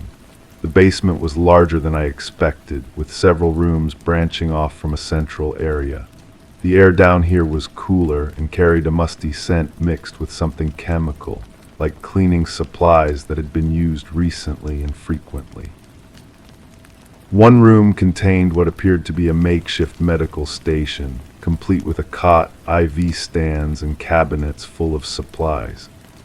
Another room had been set up as a small apartment, with a bed, a desk, and personal belongings that suggested recent occupation. The belongings were generic, the kind of items that could belong to anyone: plain clothes, basic toiletries, a few paperback books with their covers worn from repeated reading. But it was the third room that made me stop breathing for a moment. The walls were covered with photographs, hundreds of them, showing people of all ages in various states of health and distress. Some appeared to be before and after shots, documenting dramatic changes in appearance or condition. Others seemed to capture final moments, faces that held expressions of either peace or resignation. In the center of the room sat a desk covered with files, each one thick with documents and correspondence.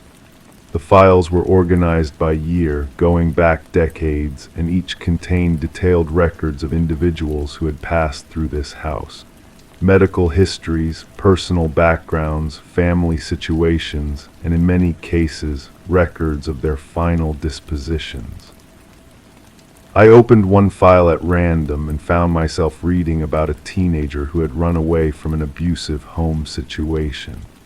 The records showed how they had been taken in, provided with medical care and counseling, and eventually helped to establish a new identity in a distant location. The documentation was thorough and professional, suggesting someone with extensive knowledge of both medical and legal procedures. But other files told different stories. Some individuals had arrived at the house in terminal conditions, seeking comfort in their final days rather than the sterile environment of a hospital. Others had come seeking to disappear entirely, to shed their old identities and start fresh somewhere else. The records showed that this house had served as a way station for people transitioning between lives, whether by choice or by necessity. The sound of footsteps above made me freeze. Slow, deliberate steps moving across the kitchen floor, pausing near the spot where I had left the wooden box. I held my breath and listened, trying to determine if the sounds were real or just the house settling in the warming air. The steps moved toward the basement door, and I heard the creak of the top step as someone began to descend. I quickly closed the file and looked for another way out, but the basement had only one staircase. The footsteps continued down, accompanied by the soft whistle of someone who seemed completely at ease in this space. I pressed myself against the wall behind the door and waited, my heart pounding so loudly I was certain it could be heard throughout the basement. The person reached the bottom of the stairs and moved through the rooms with obvious familiarity. I heard drawers opening and closing, papers being shuffled, the soft thud of objects being moved around. Whoever this was, they were looking for something specific, and they knew exactly where to search. Through a crack in the door, I caught a glimpse of the intruder, an elderly person, moving with the careful precision of someone who had performed these actions many times before. They wore medical gloves and carried a small bag, suggesting this was not a random visit but a purposeful mission. They moved to the desk and began sorting through the files, occasionally removing pages and placing them in the bag. I remained hidden until the footsteps retreated back up the stairs, followed by the sound of the front door closing. Only then did I emerge from my hiding spot and examine what had been disturbed. Several files were now noticeably thinner, and the wooden box I had left on the kitchen counter was gone. Whoever had been here knew about my discovery and had taken steps to limit what I might learn from it. But they had missed something. In their haste to remove evidence, they had dropped a single photograph that had slipped under the desk. I retrieved it and found myself looking at an image that made everything click into place with horrible clarity. The photo showed a group of people standing in front of this very house, all wearing medical attire, all smiling at the camera with the satisfaction of people who believed they were doing important work. I recognized several faces from the neighborhood, people who had been respected members of the community, people who had been trusted with the care of others. The photo was dated from decades ago, but the implications were clear. This house had been the center of an operation that had been running for years, possibly generations, helping people disappear from their old lives and transition to new ones. But the question remained: how many of those transitions had been voluntary, and how many had been permanent in ways that the missing people had never intended? I left the house that day with more questions than answers, carrying the weight of knowledge that felt too dangerous to share and too important to ignore. The morning sun that had seemed so gentle when I arrived now felt harsh and unforgiving, exposing truths that might have been better left in shadow. The photograph remains hidden in my desk drawer, a reminder that sometimes the most disturbing crimes are committed by those who believe they are providing mercy. And sometimes the line between helping someone disappear and making them disappear is thinner than we dare to imagine. In the quiet moments before sleep, I still hear the faint jingling of tiny bells, and I wonder how many other wooden boxes remain hidden in closets throughout our neighborhood, waiting for someone curious enough to look behind the winter coats and brave enough to face what they might find there. Story 7. I stood in the dim room, my gaze fixed on the frayed edge of the curtain, its fabric gently swaying against the stillness that seemed to press in from all sides. The shadows on the walls stretched and contracted in unnatural patterns, as if breathing along with the room itself. Each creak of the old wooden floor beneath me felt amplified, resonating with unspoken warnings. I listened intently, waiting for a sign, the kind that scrapes against the edges of understanding. My breath caught as a draft brushed past, chilling the back of neck, and amidst the quiet rustle, something profoundly out of place. A subtle indentation appeared in the dust-covered windowsill, where moments ago it had been smooth. The nausea comes in waves now, rolling through my stomach like thick oil. I can taste copper on my tongue, metallic and wrong, though I haven't bitten anything. My hands won't stop trembling. They've been shaking for days or maybe weeks. Time has become elastic, stretching and snapping back without warning. The indentation in the dust bothers me more than it should. Fingertips, perhaps, small ones. A child's hand pressed against the sill, searching for purchase or balance. But there are no children here. There haven't been children here for a very long time. I remember the sound of breathing that wasn't mine, heavy, labored, coming from somewhere behind the walls, or maybe it was my own breathing, distorted by fear until it became unrecognizable.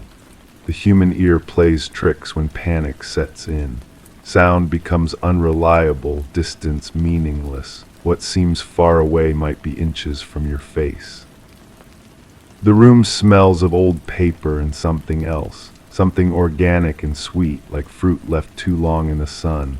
I've been trying to identify that smell for hours, walking in circles around the space, pressing my nose to different surfaces.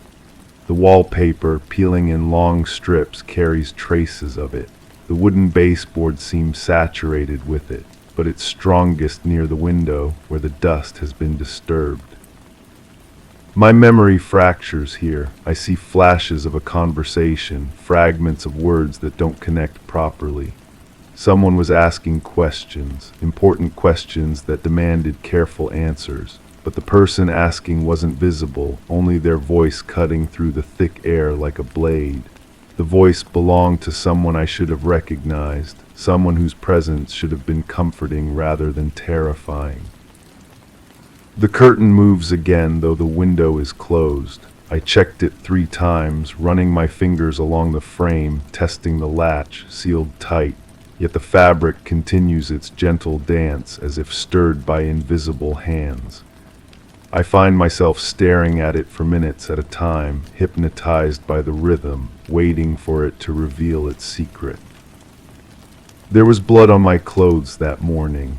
Not much, just a few drops on the sleeve of my shirt, dark brown spots that could have been anything, coffee perhaps, or mud, but I knew better.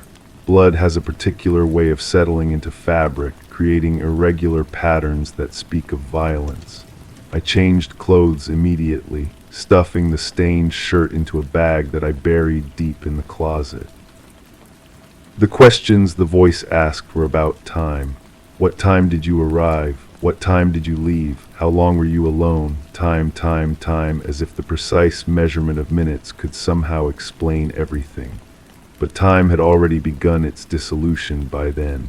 Events were sliding out of sequence, rearranging themselves according to some logic I couldn't grasp. I think about the child's handprint in the dust, so small, so deliberate, placed there with intention, not accident. A message, perhaps, or a marker, something to remember. But children leave handprints everywhere without thinking. It's their nature to touch, to explore, to leave evidence of their passage through the world. This print feels different, calculated, final. The sweet smell grows stronger as darkness settles over the room. I haven't turned on any lights, preferring the gradual transition from day to night. Electric illumination would be too harsh, too revealing. Some things are better examined in shadow, where details can remain mercifully obscured. My hands remember the texture of something rough and cold, stone maybe, or concrete. I was kneeling, my palms pressed against this surface, supporting weight that felt impossible to bear. The memory comes without context, floating free from any timeline. Just the sensation of coldness seeping through my skin and the knowledge that I was alone with something that shouldn't have been there. The voice that asked the questions had an accent I couldn't place, not foreign exactly, but unfamiliar, words pronounced with a precision that suggested careful thought behind each syllable. This person had practiced these questions, refined them, shaped them into instruments designed to extract truth. But what truth, and why did the asking feel more like an accusation than an inquiry? I count the floorboards beneath my feet, 17 from the window to the opposite wall. I've counted them dozens of times, always arriving at the same number, yet somehow never quite believing it. Numbers should be constant, reliable, but in this room, even mathematics feels suspect. The curtain stops moving. The silence that follows is more unsettling than the motion was. I find myself holding my breath, straining to hear whatever force was causing the movement, but there's nothing. Just the oppressive quiet that seems to muffle even my own heartbeat. I remember washing my hands over and over, the water running pink at first, then clear. My fingernails were caked with something dark and granular. Soil, I told myself, just ordinary dirt from ordinary work. But the scrubbing continued long after my hands were clean, driven by a compulsion I couldn't name or control. The person asking questions wanted to know about relationships. Who did you see? Who did you speak with? Who knew you were there? The questions implied connections, witnesses, a web of human contact that could be traced and verified. But I felt utterly disconnected from any such web, isolated in a way that seemed to stretch back far beyond that particular day. The windowsill draws my attention again. The handprint has changed, not dramatically but subtly. The thumb impression seems deeper now, more defined, as if the hand that made it had pressed harder or stayed longer or returned to refresh the mark. But that's impossible. I've been watching, I would have seen. My clothes from that day are still in the closet, buried beneath layers of other garments. Sometimes I can smell them through all that fabric, a faint odor of fear and confusion that refuses to fade. I should wash them or throw them away, but something stops me.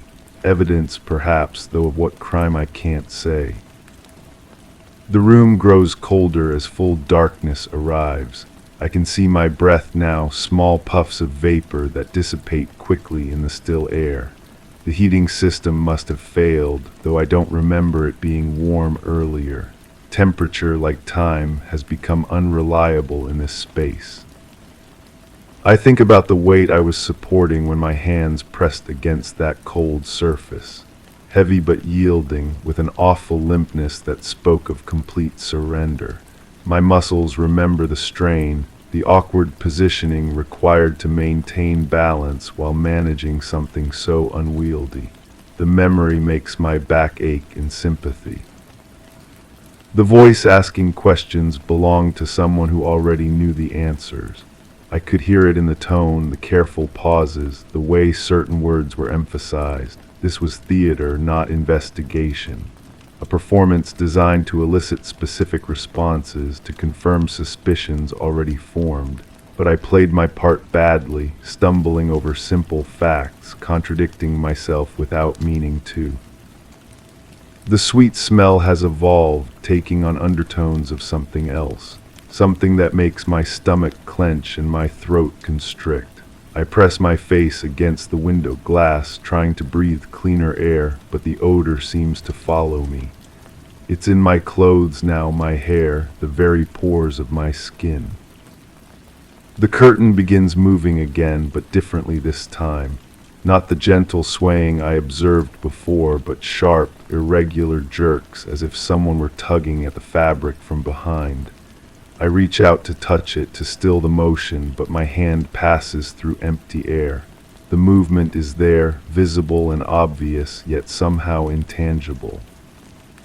I remember the sound of sirens in the distance, not approaching, just present in the background like ambient noise. They seemed to go on forever, a constant wailing that provided soundtrack to events I can no longer properly sequence. Were the sirens before or after the questions, before or after the washing? The timeline refuses to stabilize. The handprint in the dust has acquired companions, not full handprints, just partial impressions. Fingertips here, a palm heel there, scattered across the windowsill like notes in some desperate musical composition. I know I should be alarmed, should run or call for help, but instead I feel a strange calm settling over me. My reflection in the window glass looks wrong. The features are mine, but arranged differently somehow. Eyes too wide, mouth too small, skin too pale. I touch my face to verify its actual configuration, but my fingers encounter surfaces that don't match what I see in the glass. Which version is real? Which can I trust? The questions about time return to haunt me. What time, what time, what time? But time had already fractured by then, splintering into fragments that cut anyone who tried to reassemble them. Events existed in isolation, connected by emotion rather than chronology. Fear linking to fear, confusion breeding more confusion. The cold surface my hands remember might have been a floor, or a table, or something else entirely, something I lack words to describe. The texture was consistent with stone, but stone doesn't usually yield the way this surface did. It gave slightly under pressure, as if there were something soft underneath, something that compressed and shifted when weight was applied. The room's shadows have taken on substance, becoming thick and viscous like dark honey. They cling to the walls, pooling in corners, reaching toward me with tendrils that might be real or might be products of my deteriorating perception. I no longer trust my senses to distinguish between actual and imagined threats. The voice that questioned me had perfect diction, each consonant crisp, each vowel precisely formed. This was someone accustomed to being heard, to commanding attention through the mere act of speaking. But there was something underneath the polish, something that suggested the careful speech was a mask covering less refined impulses. I count my breaths, in, out, in, out. The rhythm helps anchor me to something measurable, something that exists independent of the room's strange temporal distortions. But even breathing has become conscious effort rather than automatic function. I have to remind myself to inhale, to exhale, to continue the process that should require no thought. The curtain has stopped moving again, but now it hangs differently. The fabric appears heavier, as if saturated with moisture or weighted with something invisible. The frayed edge I initially fixated on has extended itself, new threads coming loose, creating patterns that seem almost deliberate in their arrangement. My hands won't warm up despite my attempts to rub life back into them. They remain cold and stiff, as if they've been exposed to freezing temperatures for hours. I flex my fingers repeatedly, but the joints resist, moving with mechanical awkwardness rather than organic fluidity. These don't feel like my hands anymore. The sweet smell has reached a crescendo of wrongness. It fills my nostrils completely now, coating the inside of my mouth, seeping into my lungs with each reluctant breath. I recognize it finally, though the recognition brings no relief. It's the smell of flowers left too long in stagnant water, of organic matter beginning its slow transformation into something else. The windowsill is covered with handprints now, dozens of them overlapping and intersecting, creating a palimpsest of desperate touches. Some are clear and defined, others mere suggestions in the dust. They range in size from tiny child prints to adult hands pressed flat with considerable force. But there's no one here to make them. There's never been anyone here but me. I remember the weight again, but this time the memory includes context. I was moving something, dragging it across that cold surface, trying to position it properly. The task required careful attention to angles and leverage, to the physics of dead weight and limited space. My muscles strained with the effort, sweat mixing with other fluids I preferred not to identify. The questions came faster near the end, overlapping and interrupting each other until they formed a continuous stream of inquiry. Words lost their individual meaning, becoming pure sound, pure pressure applied to extract compliance. But compliance with what? Confession to crimes I couldn't remember committing, acknowledgement of guilt I couldn't feel. The room has become a living thing, breathing around me, digesting me slowly. The walls pulse with subtle rhythm, the floor yields slightly under my weight, the ceiling presses downward with increasing insistence. I'm being consumed by the space itself, transformed into just another element of its strange ecosystem. The curtain moves one final time, parting slightly to reveal the window beneath, but instead of glass there's nothing, just empty space opening onto a darkness so complete it seems solid. No night sky, no distant lights, no horizon. Just void, patient and hungry, waiting for me to step forward and accept its embrace. The handprints in the dust begin to fade, not all at once, but gradually, as if the hands that made them are slowly withdrawing from this reality into some other dimension. Soon the windowsill will be smooth again, unmarked, ready for new impressions from visitors who may or may not exist. I understand now why the voice asks so many questions about time. Time is the only witness to what really happened, and time has chosen to remain silent. The truth exists in the spaces between seconds, in the gaps where memory fails and logic breaks down. It lives in the frayed edge of the curtain, in the indentations that appear and disappear, in the cold weight my hands remember supporting. The sweet smell begins to fade as well, leaving behind only the faint trace of something that might have been flowers, might have been decay, might have been nothing at all. My breath no longer forms visible clouds in the air. The room's temperature has returned to normal, though I can't say when the change occurred. But my hands remain cold, and the curtain continues its gentle dance, and somewhere in the dust on the windowsill, new impressions are already beginning to form. Story 8. It was the unmistakable muffled thud, like a book slipping from a high shelf and landing on thick carpet. I hesitated by the doorway, my fingers grazing the wood, feeling the familiar grain that seemed to pulse under my touch. The sound didn't belong to this moment. It carried echoes from a room where light always struggled to reach. My eyes darted over the familiar lines of the room, pausing at the velvet chair, which seemed slightly turned as if to listen. The thud repeated, more distinct, drawing a shiver up my spine, a memory almost surfacing. I hadn't sensed that presence since the evening I couldn't fully recall, but it was back.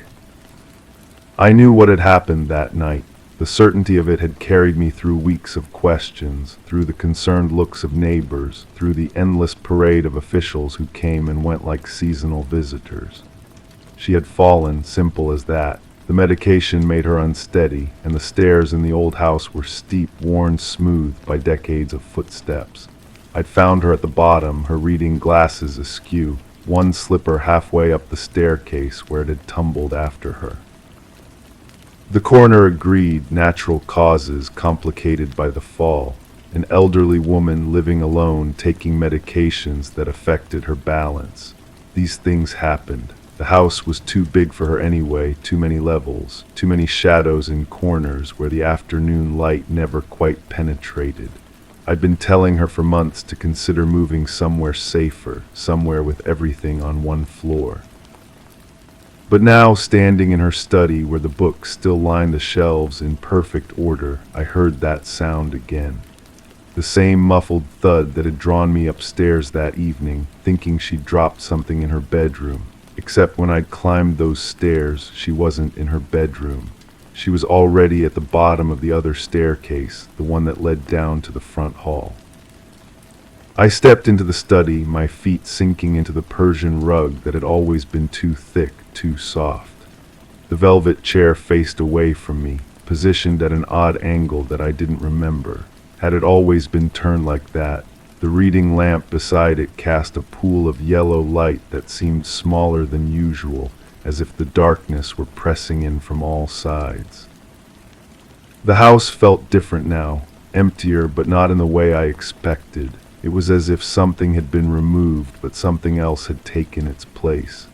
The air moved differently, carrying scents I couldn't quite identify. Old paper, certainly. The lavender sachets she kept in her dresser drawers, but underneath something else, something that made my throat tighten.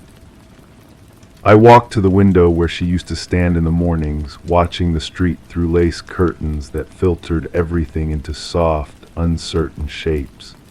The view looked the same, but my reflection in the glass seemed wrong somehow. Too pale, too sharp around the edges. I touched the window frame and felt a slight tremor in my fingers.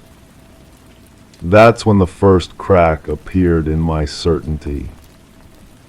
I remembered arriving that evening using my key because she hadn't answered the doorbell. I remembered calling her name as I stepped into the front hall. But now, standing in this room where she'd spent so many hours reading, I couldn't quite recall what had made me look toward the staircase. Had I heard something, seen movement in my peripheral vision? The thud came again, and this time I turned toward the sound. It seemed to originate from somewhere above, but the ceiling was solid plaster, unmarked by water stains or cracks. I looked up at the light fixture, a brass chandelier that had hung there since before I was born. It swayed slightly, though I felt no breeze. I tried to reconstruct that evening with more precision. I'd entered through the front door, called her name, waited for a response. The house had been quiet, but not unusually so.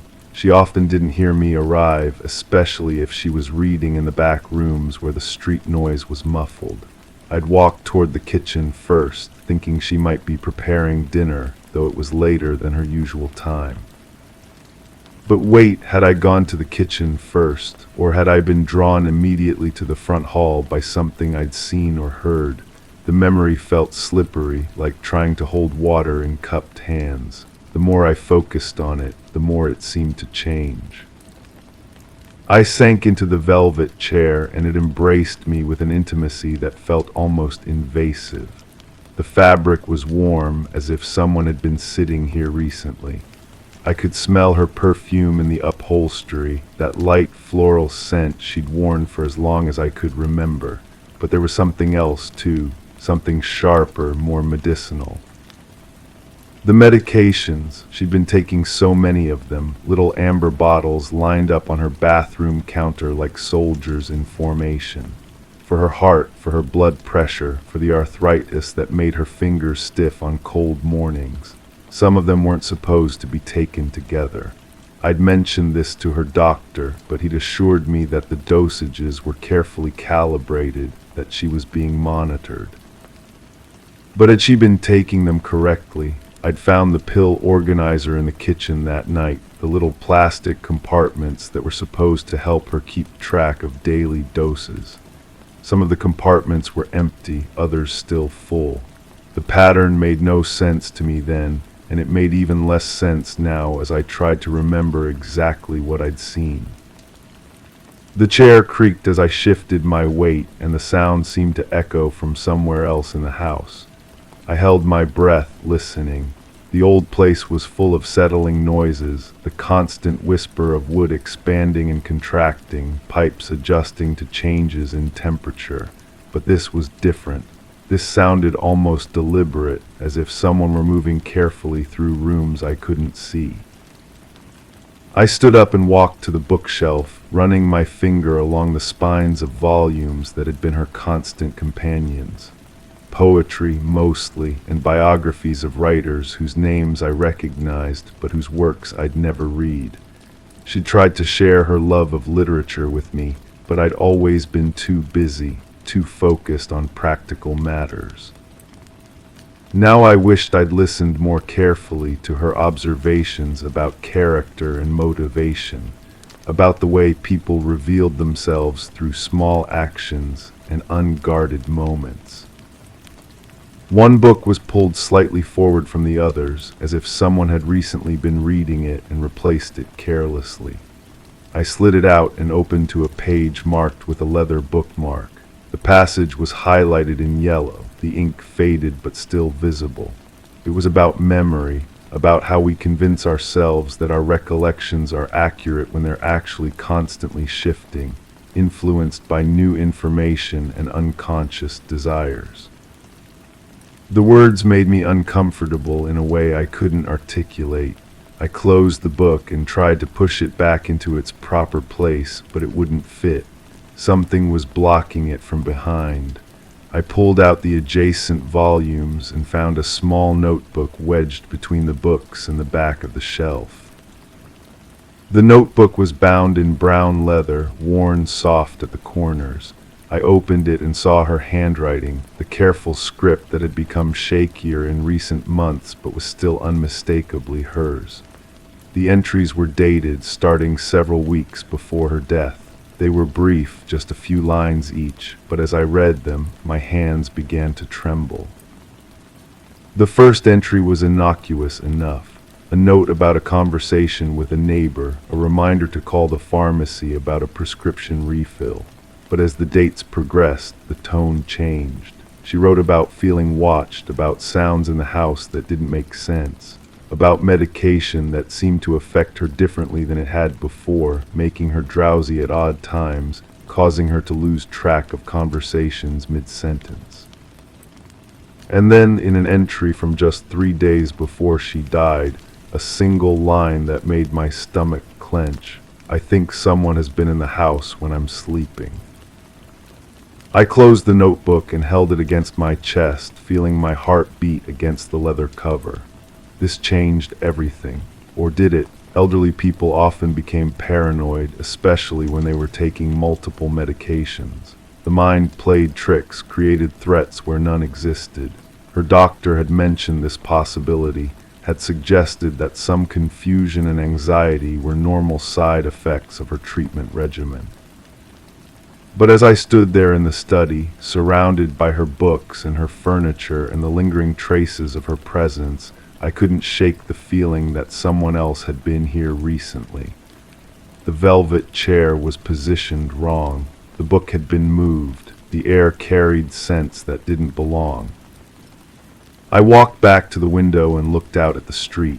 A car was parked across the way, dark sedan with tinted windows. I didn't recognize it, but that didn't mean anything. People visited this neighborhood regularly, delivery drivers and repair workers and relatives of residents I didn't know well, but something about the car's position bothered me. It was angled in a way that provided a clear view of the front of the house. The thud came again, louder this time, and I spun around to face the room. The chandelier swayed more noticeably, and I heard what sounded like footsteps above my head. But that was impossible. I was alone in the house.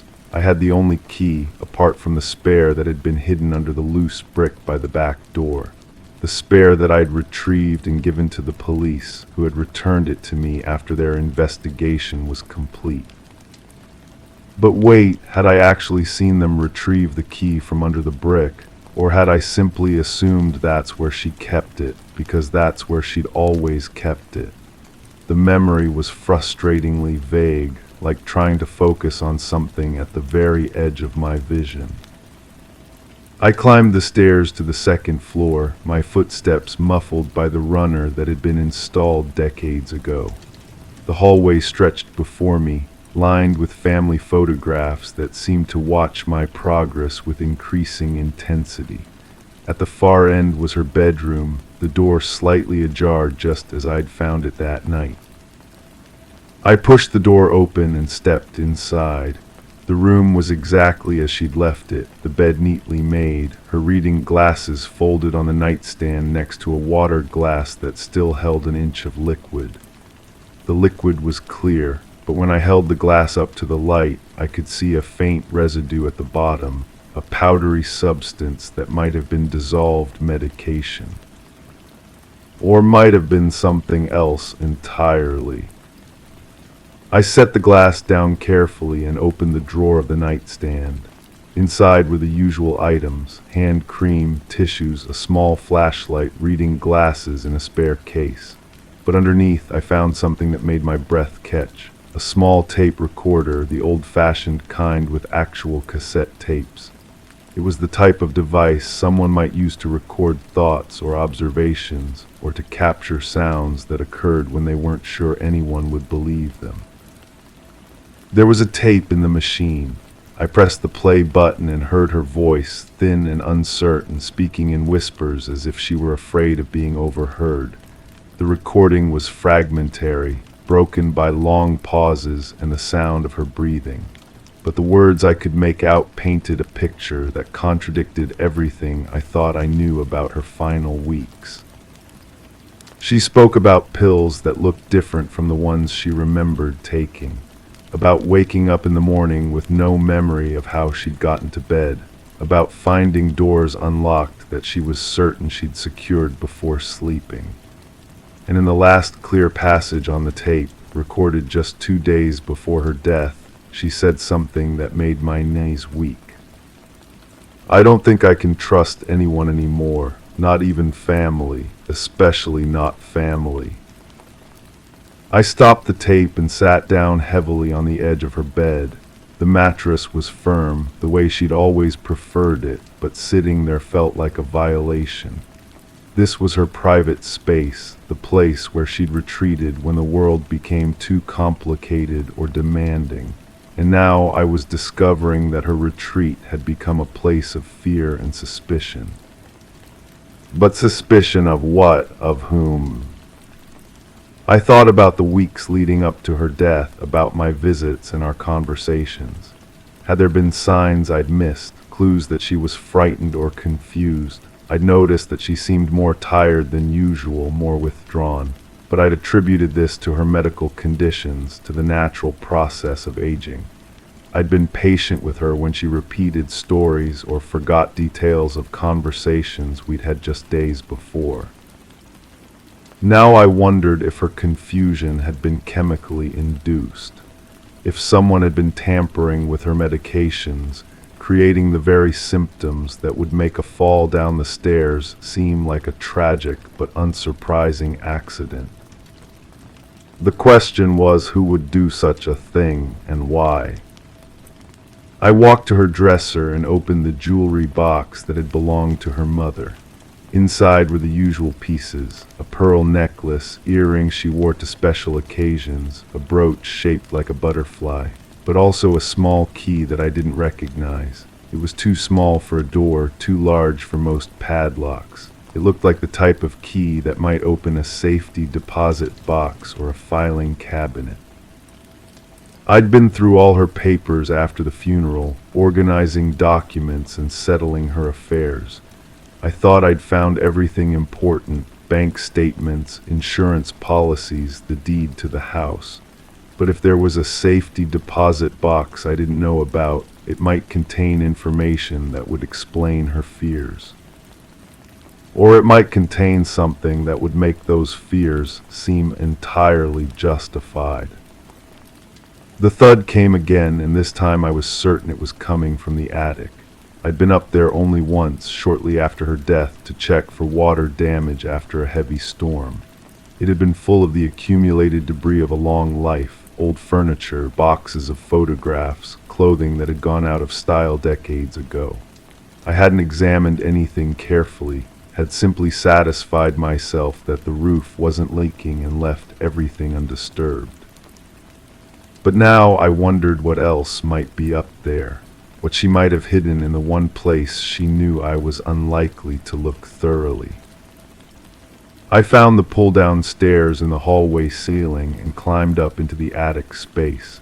It was darker than I remembered, the single bulb casting harsh shadows that seemed to move independently of their sources. The air was thick and still, heavy with the scent of old wood and insulation. And underneath that same medicinal smell I'd noticed downstairs. I made my way carefully between the stacked boxes and draped furniture, following a narrow path that led to the far end of the attic.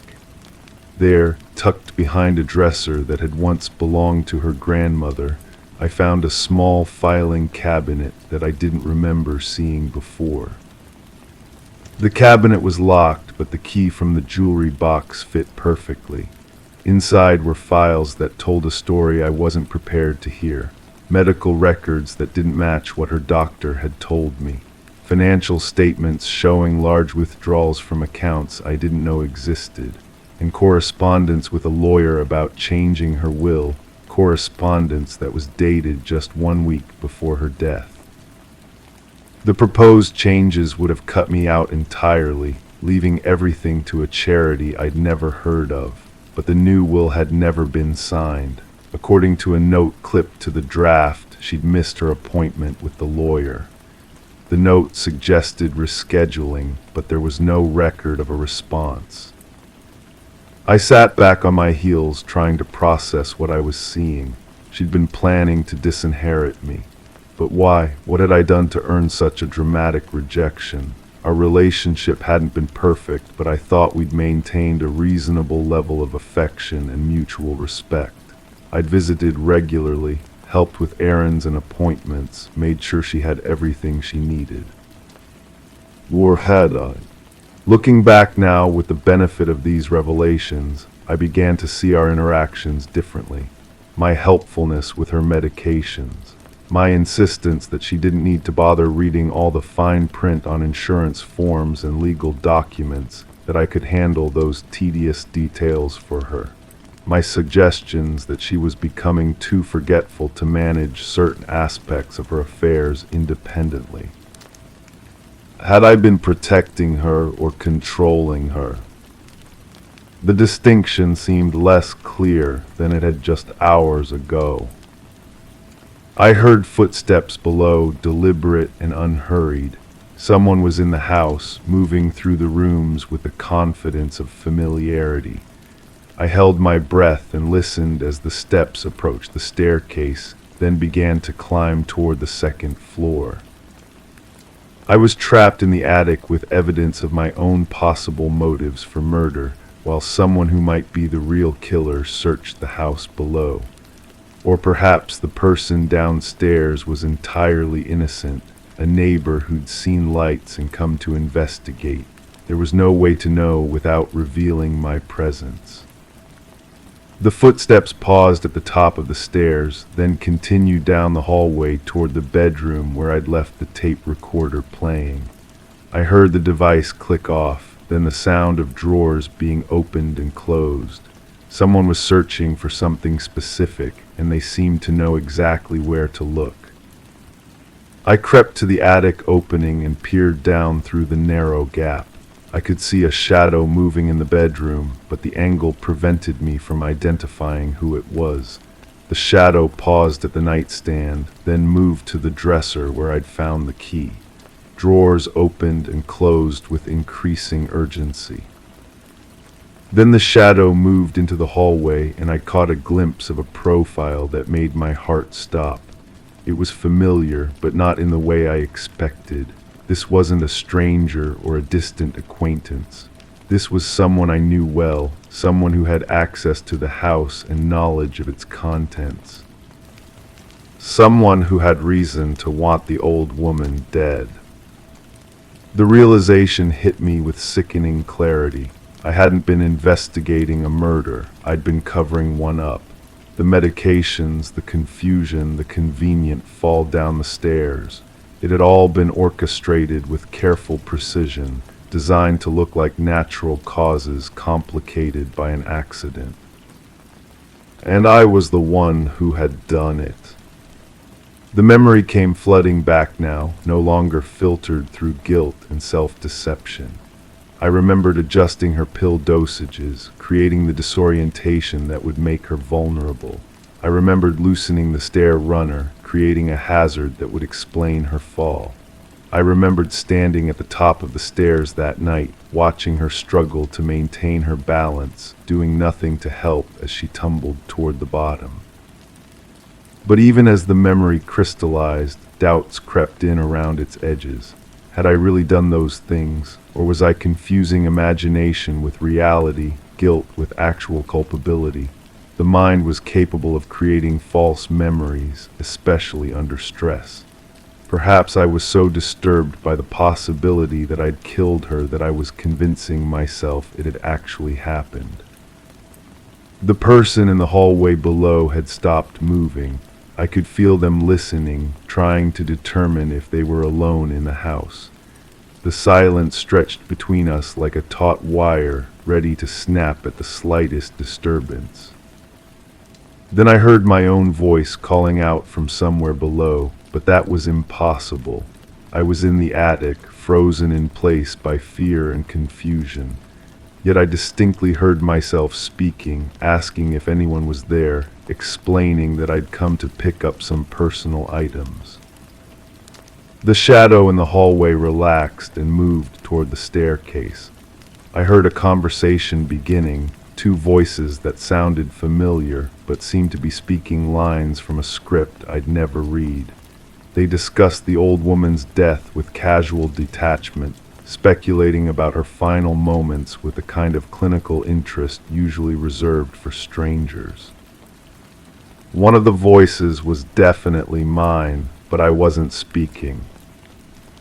I remained motionless in the attic as the conversation continued below, trying to understand how I could be in two places at once. The explanation, when it finally occurred to me, was more disturbing than the mystery itself. I wasn't remembering her death, I was witnessing it. But that raised questions I wasn't prepared to answer. Questions about time and memory and the reliability of my own perceptions. Questions about who I really was and what I'd actually done. The voices faded as the speakers moved toward the front of the house. I heard the door open and close, then the sound of a car starting in the street. The dark sedan, probably, though I couldn't be sure without looking. I climbed down from the attic and walked through the house, checking each room for signs of disturbance. Everything looked normal, but normal had become a relative concept. The velvet chair in the study was turned at a different angle. The book I'd replaced on the shelf was protruding again. The tape recorder was missing from the nightstand drawer. But most unsettling of all, there were 2 water glasses in the kitchen sink. I'd only touched one glass upstairs, had left it on the nightstand where I'd found it. Yet here was evidence that someone else had been drinking water in this house recently. Or that I'd been here before and had forgotten. I stood at the kitchen window, looking out at the backyard where she'd grown vegetables every summer until arthritis made gardening too painful. The garden was overgrown now, weeds choking out the last remnants of tomato plants and herb beds. But in the fading light, I could see that someone had been walking through the garden recently. The weeds were trampled in a path that led from the back gate to the house. The loose brick by the back door was displaced, sitting at an angle that suggested recent disturbance. I knelt and felt underneath it, but there was no key. Had I taken it, had someone else? The absence felt significant, but I couldn't determine what it signified. I went back inside and climbed the stairs once more, drawn by a compulsion I couldn't name. In her bedroom, I opened the closet and breathed in the scent of her clothes, the mixture of lavender and wool and something indefinably personal. Her dresses hung in neat rows, organized by color and season. But one dress was missing from its usual place, a blue cotton dress she'd worn frequently in her final weeks. The dress I'd been wearing in my recovered memory of her death. But I'd never owned a dress like that, had never worn her clothes or borrowed her belongings. The memory was impossible, yet it felt more real than anything else I could recall about that night. I sank into the chair by her bedroom window and tried to make sense of the contradictions. The evidence suggested multiple possibilities, none of them entirely credible. I might be a murderer who'd suppressed the memory of my crime. I might be innocent but suffering from some form of psychological breakdown that was creating false memories and paranoid delusions. Or I might be caught in something more complex, a situation where the boundaries between victim and perpetrator, memory and reality, had become hopelessly blurred. The thud came one final time, and I realized it wasn't coming from above or below. It was coming from inside my own head, the sound of understanding hitting the wall of my consciousness like a book falling from a great height. I wasn't investigating her death, I was reliving it, over and over, trapped in a loop of guilt and confusion that might continue forever. The house wasn't empty. It was full of echoes, of possibilities, of versions of events that might all be true simultaneously. And somewhere in that maze of competing truths, the real story of what happened that night was waiting to be discovered. But I was no longer certain I was the right person to find it. I might be the protagonist of this mystery, or I might be its antagonist. I might be the detective, or I might be the prime suspect. The only thing I knew for certain was that the thud would come again, and I would return to this house, and the questions would multiply like reflections in opposing mirrors, stretching away into infinity without ever reaching a final answer. The velvet chair seemed to turn slightly as I watched, positioning itself to listen for sounds that might never come or might never stop coming. And in that movement, I recognized something that made my breath catch in my throat. I wasn't alone in this house. I had never been alone in this house. But I still didn't know who was with me. Story 9. I told them I hadn't noticed anything unusual, just a typical evening blending into the hush of routine. But the air was thick, carrying a tang that clung to the back of my throat. The shadows in the hallway pooled in unfamiliar shapes, barely touched by the glow from the street lamp outside. The dishes in the sink rattled slightly, their quiet clinks echoing like a pulse. The curtains sat still, but the glass beneath them bore smudges where they shouldn't be. I kept my eyes down when they asked again, focusing on the scratched varnish of the table. Yet the weight of forgotten whispers pressed against my skin. I walked away, but the mark on the wall lingered in my mind. The mark, I keep returning to it the way you return to a sore tooth with your tongue. A smear of something dark against the pale paint, positioned at shoulder height near the kitchen doorway. When I first noticed it, weeks before they came asking questions, I assumed it was my own carelessness, coffee perhaps, or sauce from cooking. I reached for a damp cloth but stopped. The shape was deliberate, almost like a handprint pressed in haste. Memory has a way of rearranging itself, doesn't it? The more I think about that evening, the more I realize it wasn't the first time the house felt different. There had been mornings when I woke to find cabinet doors ajar, their contents shifted just enough to catch my attention. A can of soup moved from the back shelf to the front. The salt shaker turned to face the opposite direction. Small disruptions that could mean nothing or everything. I started keeping a mental catalog. The neighbor's dog, usually vocal at the slightest provocation, had grown silent during certain hours. The mail carrier's footsteps, once predictably timed, began arriving at irregular intervals. Even the quality of light filtering through the windows seemed altered, as though someone had adjusted the angle of the sun itself. But perhaps I'm constructing patterns where none exist. Perhaps the mind, when left to its own devices, becomes a conspiracy theorist of the mundane. The questions they asked were careful, circling around something they wouldn't name directly. Had I heard voices? Had I noticed anyone unfamiliar in the area? Had there been phone calls with no one on the other end? I answered honestly, or as honestly as uncertainty allows. The truth is, I had begun to doubt my own perceptions long before they arrived at my door. There was the matter of the photographs. I kept them in a shoebox beneath the bed, images spanning decades of a life lived in fragments. One afternoon, while searching for something else entirely, I discovered them scattered across the floor. Not damaged, just displaced, as though someone had been examining them with care. The wedding picture from my sister's ceremony lay face down beside a snapshot of our childhood dog. A vacation image from years past rested against the baseboard, its edges slightly bent.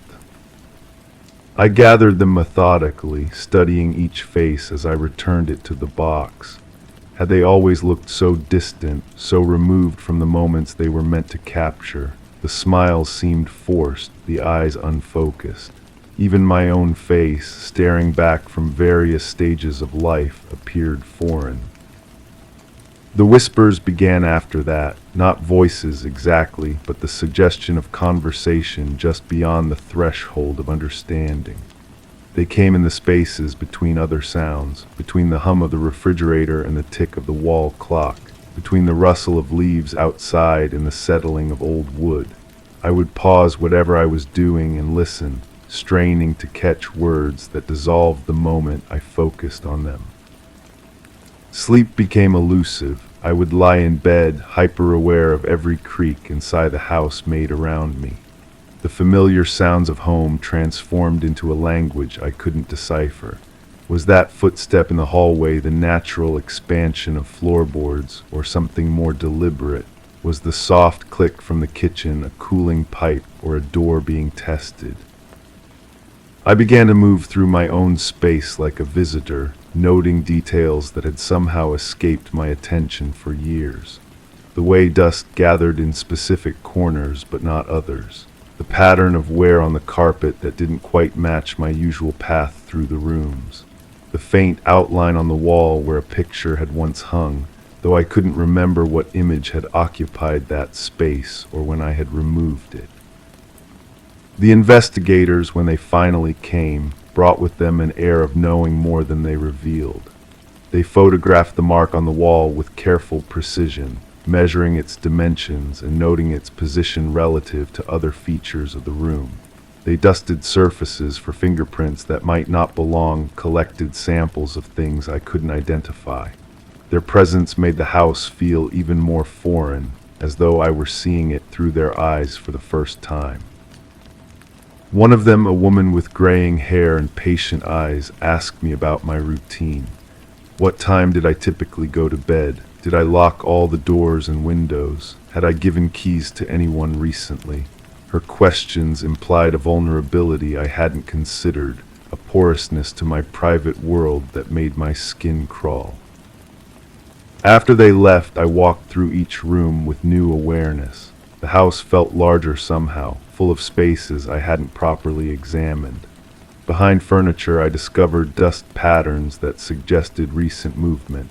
In the basement, boxes had been shifted, their positions slightly altered from where I remembered placing them. Even the arrangement of items on shelves seemed subtly wrong, as though someone had been studying my possessions and replaced them imperfectly. I started staying awake later, sitting in the living room with only the street lamp for illumination.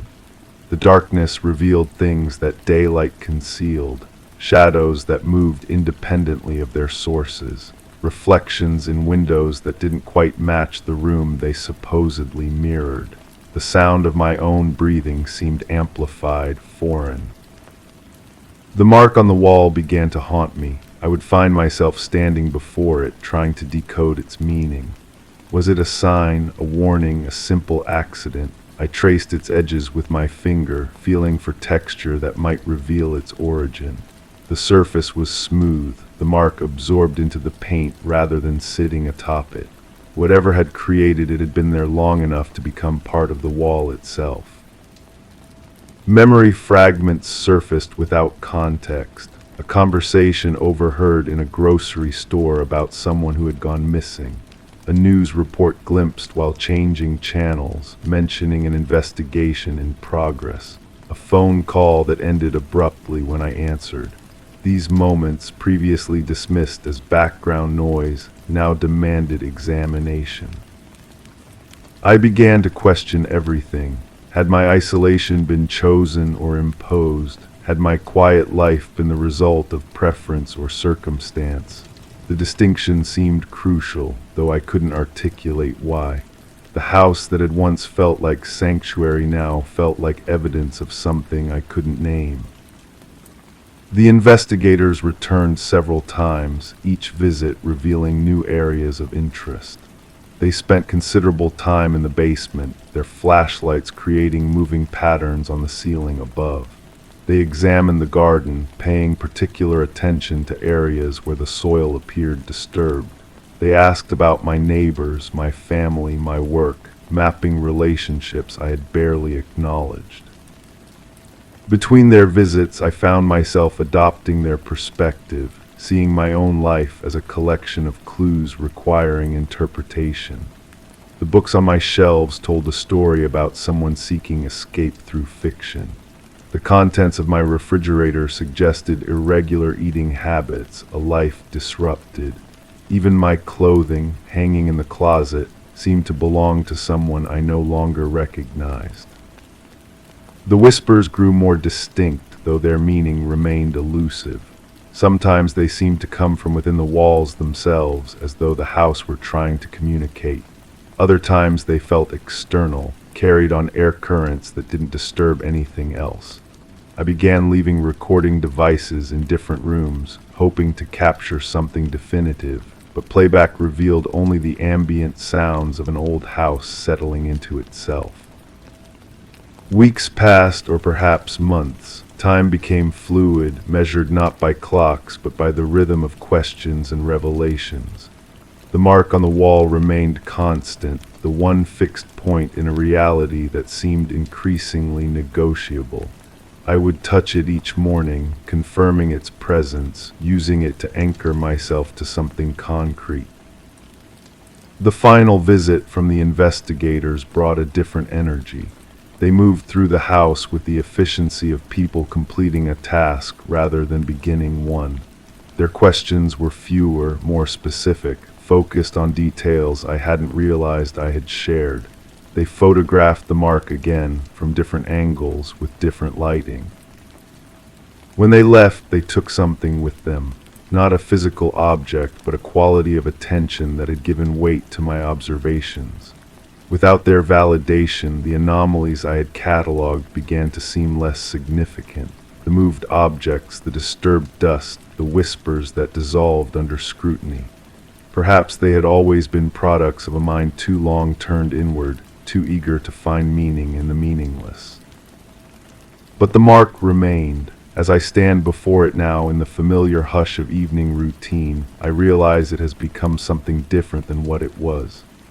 Not evidence of intrusion, but proof of presence. Not a sign of violation, but a record of existence. The shadows pool in their familiar shapes. The dishes rest quietly in the sink. The curtains hang still against glass that bears only the smudges I recognize as my own. I keep my eyes fixed on the scratched varnish of the table, feeling the weight of whispers that may have been nothing more than the sound of my own breathing. The air carries its familiar tang. The one I now understand has always been there, part of the house's particular atmosphere. I walk away, but the mark on the wall no longer lingers in my mind as a question. Instead, it remains as an answer to something I hadn't known I was asking. The mark, I keep returning to it, not with the urgency of investigation, but with the comfort of recognition. It is mine now, part of the catalog of details that make this space home. In the growing darkness, touched by the glow from the street lamp outside, it catches the light just enough to remind me that some mysteries are meant to be lived with rather than solved. Story 10. The door clicked shut as I retracted my hand, the wooden frame holding more weight than it should. My fingertips, still tingling from the touch, brushed against the smooth, familiar surface of the table. A draft whispered across the floor, feather-light, unsettling the tiny hairs on the back of my neck. I paused, listening to a house that had forgotten how to breathe. The key should have been there, hanging silently. It wasn't, and the air tasted sharper than before. I stood there, my palms still pressed against the cool wood of the table, trying to recall when I had last seen that key. It was small, brass, with a chip on the handle where it had been dropped too many times. The kind of key that opens forgotten drawers, storage rooms, places where people keep things they don't want found. She always kept it in the same spot, threading it onto a thin chain that hung from a small hook screwed into the underside of this very table. The absence felt deliberate. My fingers traced the empty hook, feeling the slight warmth where metal should have been resting. The chain was gone too, not fallen, not misplaced. Gone. Someone had lifted it carefully, purposefully, and that someone knew exactly where to look. I walked through the rooms, my footsteps muffled by carpet that seemed thicker than I remembered. The house felt different, as if the walls had shifted inward by inches, creating spaces that didn't quite align with my memory. In the kitchen, a coffee cup sat half empty on the counter, lipstick staining the rim in a color I had never seen her wear. Too dark, too bold for someone who preferred pastels and spoke in whispers. The refrigerator hummed a note slightly off-key, and when I opened it, the light flickered before settling into a steady glow that made everything inside look sickly. Milk that should have spoiled days ago still smelled fresh. Vegetables crisp in their compartments, a plate covered with foil containing something I couldn't identify through the metallic wrapping. I closed the refrigerator door and leaned against it, feeling the vibration of the motor through my back. The house was too quiet, but not empty quiet, waiting quiet, the kind of silence that holds its breath before something happens. In the living room, the television was on but muted, casting shifting patterns of blue and white across the walls. The remote sat on the coffee table next to a magazine open to an article about missing persons. The faces stared up at me, grainy photographs of people who had walked out of their lives and into nothing. I couldn't remember her reading that kind of magazine. She preferred gardening catalogs and recipe collections, things that promised growth and nourishment. I picked up the magazine, feeling how the pages fell open naturally to that same article. Someone had read this many times, had traced their finger along the text until the paper was worn smooth. One photograph had been circled in pencil, so lightly I almost missed it. A woman with dark hair and eyes that seemed to look directly at me through the newsprint. The face was familiar in a way that made my chest tighten. I set the magazine down and walked to the window, pulling back curtains that felt heavier than they should. Outside, the street looked normal. Cars parked where they always parked. Houses with their windows glowing warmly in the growing dusk. But something was wrong with the perspective, as if I were looking at a photograph of the neighborhood rather than the neighborhood itself. A car I didn't recognize sat across the street, dark and still. I couldn't see through the windshield, but I felt observed, catalogued, measured. The feeling crawled up my spine and settled at the base of my skull like a cold hand. I let the curtain fall back into place and turned away from the window.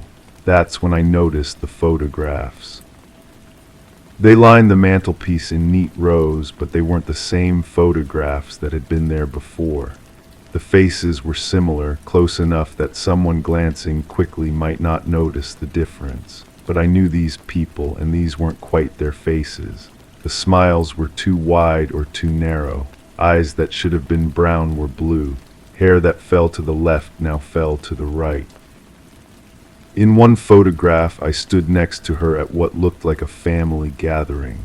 But I had never been to this gathering, had never worn that shirt, had never smiled in quite that way. Yet there I was, my arm around her shoulders, both of us looking happy in a moment that had never existed. I picked up the photograph, feeling the smooth surface of the glass cool against my fingers. The longer I stared, the more convinced I became that this false memory was trying to overwrite something real. But what had been there before these carefully constructed lies? The sound of a door opening somewhere in the house made me freeze. Not the front door, which I would have heard clearly, but something deeper in the house. A door that opened slowly, cautiously, as if whoever was opening it didn't want to be heard. I set the photograph down and listened. Footsteps, soft and measured, moving through what sounded like the basement. But this house didn't have a basement. I was sure of that, wasn't I? The footsteps stopped directly below where I stood. I moved toward the hallway, my own footsteps seeming impossibly loud on the hardwood floor. The sound from below had stopped, but I could feel a presence there, waiting, listening to me listen to them. At the end of the hallway, I found a door I had never seen before. It was painted the same color as the walls, almost invisible except for the brass handle that caught the light from the overhead fixture. The handle was warm when I touched it, as if someone else had just let go. The door opened onto a narrow staircase leading down into darkness. The air that rose from below smelled of earth and something else, something organic and slightly sweet, like flowers left too long in water. I descended the stairs, each step creaking under my weight. The darkness was complete, but I could sense the shape of the space around me, could feel walls close on either side and a low ceiling just above my head. My hand found a light switch, and when I flipped it, a single bulb illuminated a room that shouldn't have existed. It was small, maybe 8 feet by 10, with concrete walls and a dirt floor, but it wasn't empty. Along one wall, shelves held dozens of keys. Brass keys, silver keys, keys made of materials I couldn't identify. Each one hung from a thin chain, and each chain was labeled with a small tag. I approached the shelves, squinting to read the handwriting on the tags. Names, but not names I recognized. Or were they? The writing seemed to shift as I looked at it, letters rearranging themselves into different configurations. What looked like one name would become another when I looked away and back again. In the center of the room sat a small desk with a chair pulled up to it. On the desk's surface, papers were scattered in what looked like random disorder, but as I got closer, I could see they were organized by some system I didn't understand. Photographs, documents, what looked like floor plans or maps, and in the center of it all, a notebook open to a page covered in the same shifting handwriting I had seen on the tags. I sat in the chair and began to read. The words seemed to crawl across the page, but gradually meaning emerged. It was a record of some kind, entries dated but with no system I could follow. Each entry described a person, their habits, their routines, their weaknesses. The level of detail was intimate, invasive. Someone had been watching these people for a long time. One entry made me stop breathing. It was about me. My morning routine, the route I took to work, the coffee shop where I stopped, even the way I held my keys when I walked. But the observations were wrong in small, significant ways. I didn't take that route to work. I didn't stop at that coffee shop. I didn't hold my keys that way. Unless I did, and I had forgotten. I flipped through more pages, finding more entries about me, each one describing a life that was almost mine but not quite. A life where I made different choices, went different places, knew different people.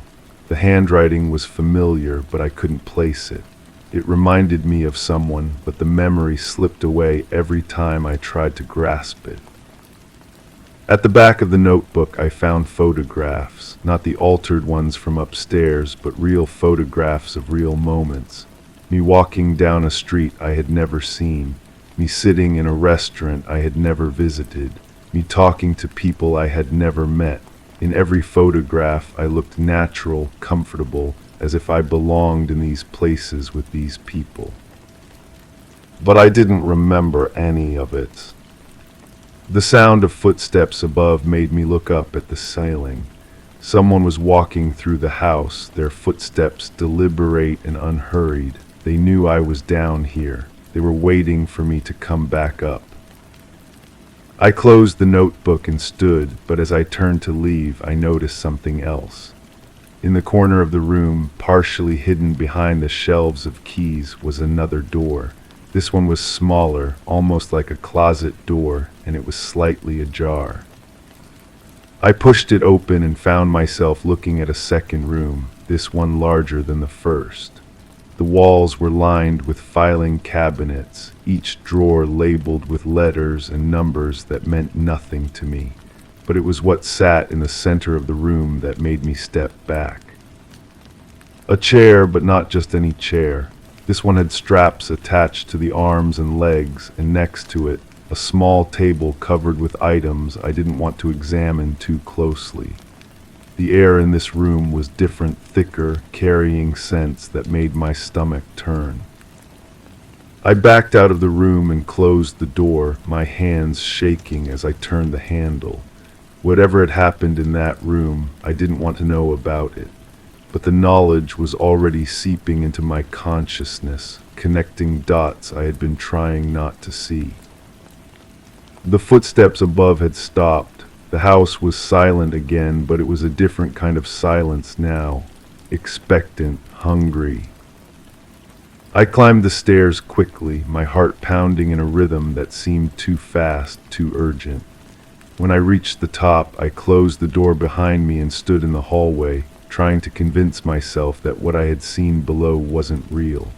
But the brass key in my pocket, taken from one of the shelves, was solid and warm against my fingers. The living room was empty, but the magazine on the coffee table was now closed. The television was off. The photographs on the mantelpiece had been rearranged, and now they showed different scenes, different moments that I almost remembered but couldn't quite place. I heard a car door close outside and moved to the window. The dark car across the street was gone, but in its place was another car, this one familiar. I knew that car. I had ridden in it many times, sat in the passenger seat while someone else drove, someone whose face I couldn't quite recall. The front door opened and I heard her voice calling my name, but it wasn't her voice, not exactly. It was close enough that someone who wasn't listening carefully might not notice the difference. The tone was right, the cadence familiar, but there was something underneath it, something that made my skin crawl. I didn't answer. Instead, I moved deeper into the house, toward the kitchen, toward the back door. But as I passed the refrigerator, I noticed that the plate I had seen earlier was gone. In its place was a note, written in that same shifting handwriting I had seen in the notebook below. The note was addressed to me, but it was signed with my own name. I read it twice before the words made sense, and when they did, I felt something cold settle in my chest. The note was a confession, written in my handwriting, describing things I had never done to people I had never met. But the details were precise, intimate, as if whoever had written it had been there, had participated, had enjoyed it. The back door was locked, but the key I had taken from the basement fit perfectly. I turned it slowly, hearing the tumblers fall into place with a sound like small bones breaking.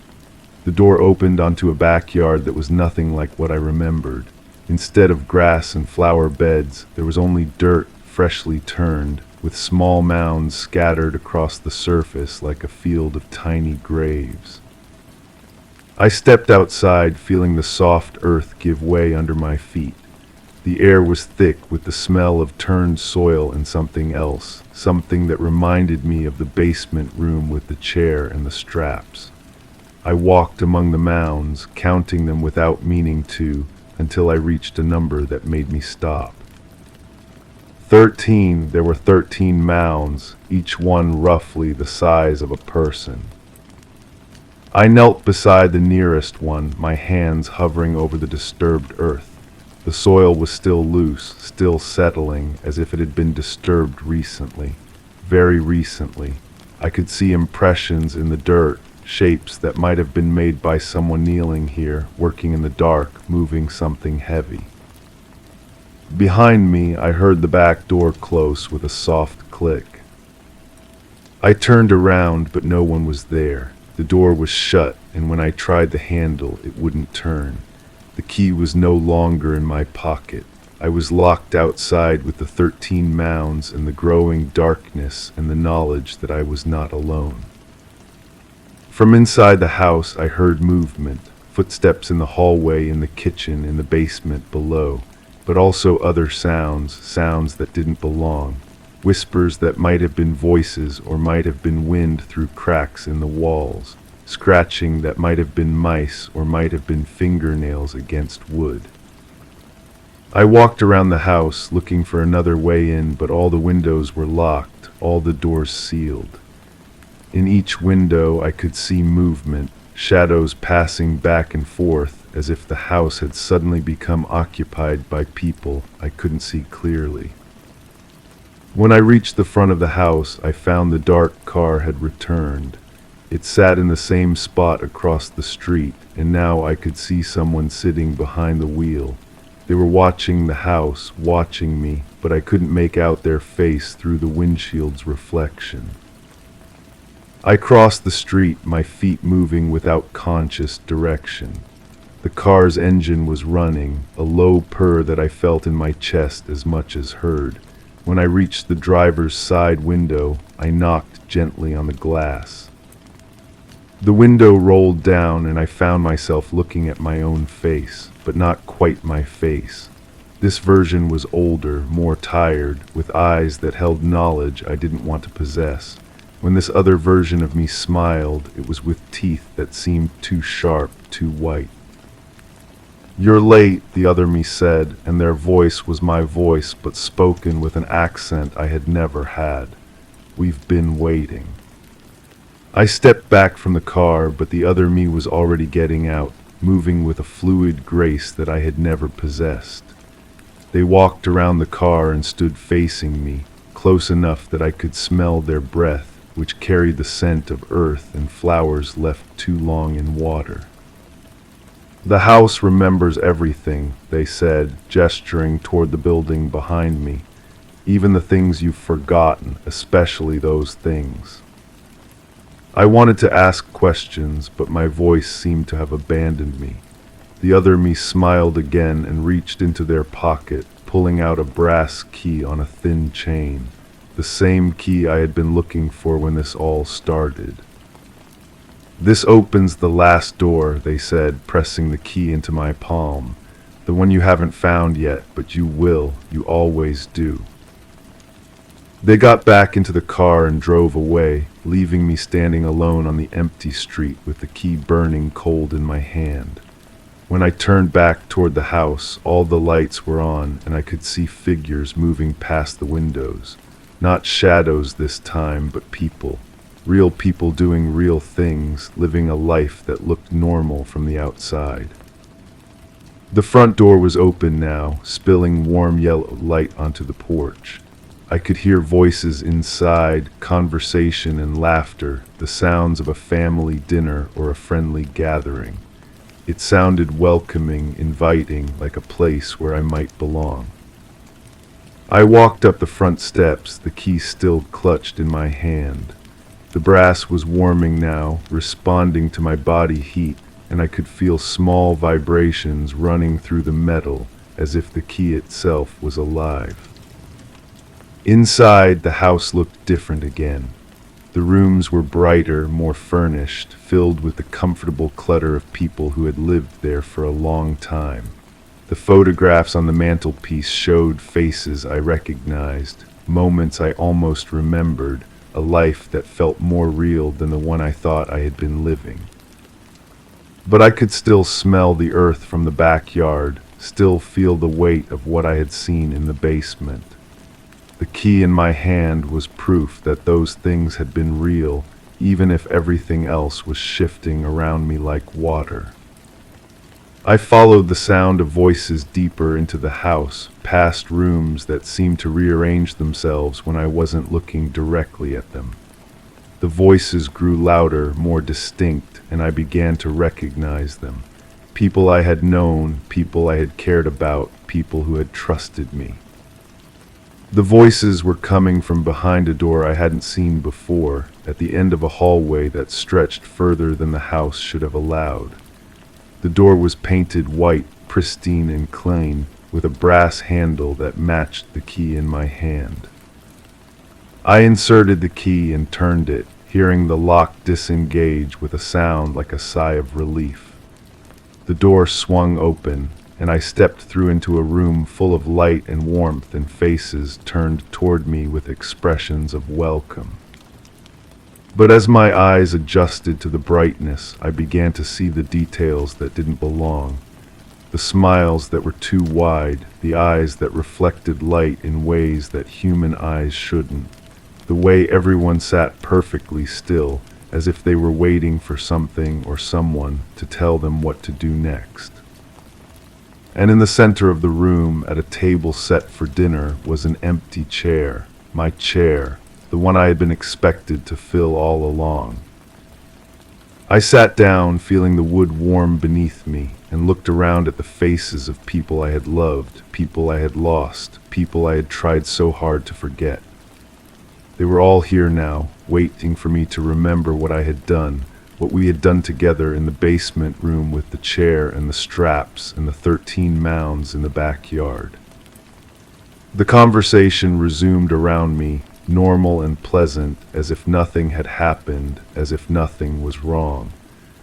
But I could taste the earth in my mouth now, could feel the weight of the brass key in my pocket, could hear the whispers of voices that would never speak again. And I realized that I had never left this house, had never been anywhere else. The memories of another life, another self, were just stories I had told myself to make the waiting bearable. But the waiting was over now. The last door had been opened, the last key had been turned, and there was nowhere left to run from what I had always known I was. The house breathed around us, content at last, and I picked up my fork and began to eat.